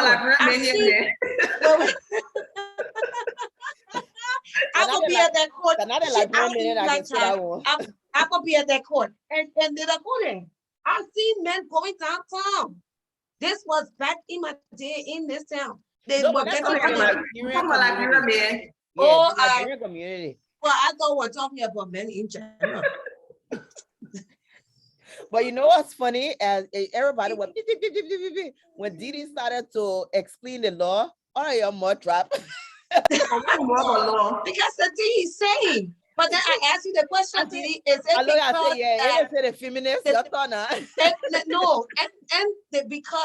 because that the men has the overall say? I mean, the law is for them to have the children, in Liberia so they can do whatever they want to do? Is it because it's acceptable so the other ones that coming up, the younger ones that coming up and saying, well, I'm not taking care of the children, I'm not doing this or that, and the women don't have anything to really say about it? I don't think so. I think it's just how do I put it? I think it's just monkey see, monkey do. Right. And it's a trickle down effect that Right. if I see what's happening around me and I can get away with it, so I'm gonna do it too. I think it is that mindset that we got that, okay, nothing will happen. And most often the laws are on the book, but implementation in Liberia is the problem. So the law say, yeah, you support your child. It's criminal on our criminal code. It's criminal for you to not support a child. Persistent not support is a crime. But who enforce it? How is it being enforced that you will not support your child and you might go to jail because it's a criminal offense? How do you enforce it? So I think because the enforcement mechanism is not available, so a lot of men take advantage of it and like, me and the woman talking again, she want me again. Yeah, I want to be with her again. So I will take it out to the children and I want to support her children. In always such seen it, and maybe case, something in case wrong the with guy is you. saying he's not supporting because he's not sure the child is his. Oh, listen, under the law again, you have to prove that the child is not yours. That's why you got to do the paternity test. You cannot just the guy has to prove. Either parent, either the mom or the guy got to prove. So if the man raised that issue in court and say, that child where you get enough for me, I can't just come in court and just say that child ain't for me. I got to bring some substantiating proof to say this is not my child. That's where the paternity test come in, because if it's not my child, then the law wouldn't obligate me to support. But you cannot just make that spurious allegation and say this is not my child because I don't want to support that child. So then the court will say, yeah, not your child. Paternity test. So you got to do a paternity test to come in to say, okay, this is not my child. So the law, which is expensive. Yeah, but the condom is cheaper. Sex is expensive, Claudia. You say what? Very expensive. Sex is expensive. Condom is very. Yes. Sex is expensive. Yes, the baggage that can come behind it, that's the expense. So you got to do, as a man, you got to deal with your responsibility, your choice. You got to deal with your choice. And most often we don't want to deal with our choices that we make. Yeah. But you know what? It's sad though, because you know what, Didi? You know what, Didi? I've always seen the part where Liberian men taking care of their children. So what he's saying to me right now is kind of foreign, because in my head right now, I'm thinking myself, not Liberian man. Because you will see that papa, if that 10 children, he's lining the children up. Robina got plenty 006, there's something 7, there's something year old friend. Yeah. For Robina, that the people then that Right. I guess I have seen worse in the court system. Right, because you worked in it. I've seen it, and a lot of people a lot of men don't take care of their children or their child. A lot, they abdicate that responsibility and throw it in a dustbin. A lot of people will come to you, oh, counselor, and the man taking care of, oh, counselor, a lot of complaints, you will hear it. So the men and what man, I work part-time. I guess, right. And now I'm stuck here because I can't. Wow. Yeah, but I want to ask one last question, because the other people, they in one different time zones, Didi. They're sleeping. Yes. The men then even though the court can give, if we're going by the law and the court say, okay, we're gonna give this 4-year-old child to their parent, do they make the woman pay for child support? Yeah. No. Oh. No. It is the man's responsibility. Once the man got the child, it is the man's responsibility to take care of the child, irrespective of the mom economic status. It is the man's responsibility. So once the man asks for the child, through a divorce proceeding or whatever, the court will get it, and the mom, it's like a silent rule. They know the mom will Wow. be there, Yeah. Right, but right. it is a silent rule that the mom will be there, but Robina, the if you man read that, is if you responsible read, if for you it. You know read what? those laws, It's you really scary get because this angry. is why people will stay in marriages and just stay there and take what it Of takes to be there course, for their for the children. children's sake. You now hear a lot of marriages, they're not working. The woman say, I will just be there for the children's sake. And that's it. Those compromises that people will make for the children's sake. Because the woman you want for the court to take the child from the then the woman will be at this visitation, right? And that child is and the man is a foreigner, then For you the in a children's different case. sake. So It's yeah. just for the children's sake, so people will be there. Even if they're not happy, they will be. That's another conversation for another day. That one, that another social conversation we could have. Yes. All right. So, well, thank you. Thank you. You want to come on the 30 next minutes. time? Yeah. What topic y'all be We're waiting talking for about? Claudia. We'll let you know for this. We'll let you know. Yeah, We'll let Claudia pick the social topic. topic. And then perhaps maybe next week we can just stick on hot topics and a social topic, because we're doing a pre-recording with Counselor Cooper, so that can be played at any time. Oh yeah, with the immigration thing. Yes. Yeah, the nationality very law, interesting, which is so wrong, and Supreme So Court now rule on it. Yeah, I wanted us to. We'll do the pre-recording, and probably we can talk about it a little bit on the show after the recording. Yeah. I really wanted us to speak about the situation in Ghana, but I guess maybe next. What's happening in Ghana? Well, the Liberian refugees on the camp, they were finally given a residency permit, but the permit states that they you cannot work and they cannot do business. Let me tell you fun. So let me tell you fun. And I know where that thing coming from. Let me tell you one fun before I leave. Let me tell you one fun. You know, Ghanaians, they're so nationalistic and so particular about Ghanaians. So we're refugee in Ghana back in the 90s. After doing the war, we're refugee in Ghana. My mom, like, you know, I would be making donuts. So she started frying donuts. And she putting all the cinnamon sugar and everything on the donuts. And, you know, we put a donut basket from the house. We're on the traffic with the school train and passing. Nobody buying the donut. They will go to the Ghanaian Oma and buy her una buffalo or her kala. They pass it for my mom una cinnamon. Yeah, sweet bar. They pass it for my mom una cinnamon sugar donut. She now dress it up and everything. They will buy her donut. They will go buy the other person's donut. So mommy was like, but what going on? Why nobody want to buy the donut? She dropped the price. Still nobody ain't buying the donut. But the thing is, if you're not Ghanaian, they will not patronize you. They didn't want that market. They will put that money in a Ghana woman. You know what? Let me say this. When I saw that, of course, I'm like, so how do people supposed to survive? But what stood out was the fact that I spoke with Leo Johnson, and my first question to him was, isn't this a violation of the ECOWAS protocol? Yeah. It's like in violation, period. It is. So why are we not sending a delegation to Ghana where we don't need visa? We don't need to lobby the legislature or the parliament, that we just need to sit down to the table with ECOWAS and say, you know what, this nonsense, huh? But we got an ambassador in Ghana. Do we? I guess.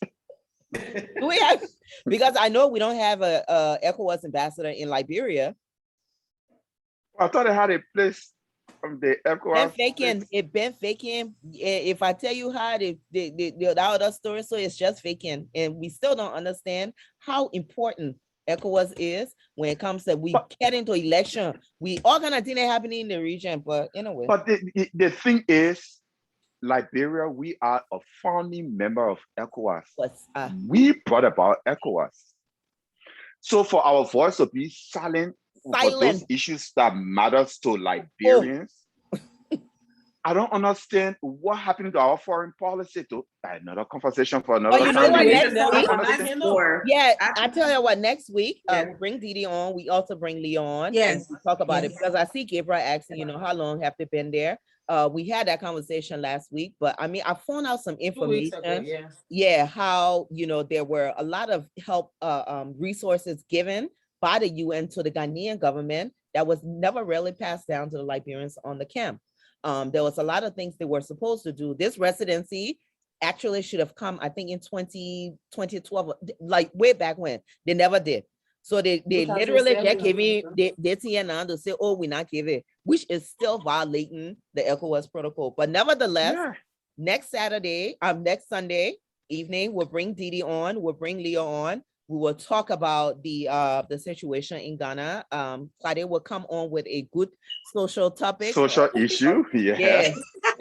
And then Jose, yeah, our internet log on, they will not ask us a question. But thank you so much, Didi, for coming on. So next week, it's a pleasure. We're gonna have you on, and we're gonna talk about this because I think for the next week we really need to start talking about immigration and citizenship, all of that thing. Yeah, please let me know Claudia, please let me know the social topic before time. Yeah, she might let all know. We gotta get. I know. I ain't asking all kind of corner. We need controversial women. Then I style. No. All right. But good night, guys. But it's literally good night on your end. Good night, Charlene and Claudia. It's a very good morning on my end. I got 4 hours. Good morning. And I'm morning here for me, so y'all good night. All right.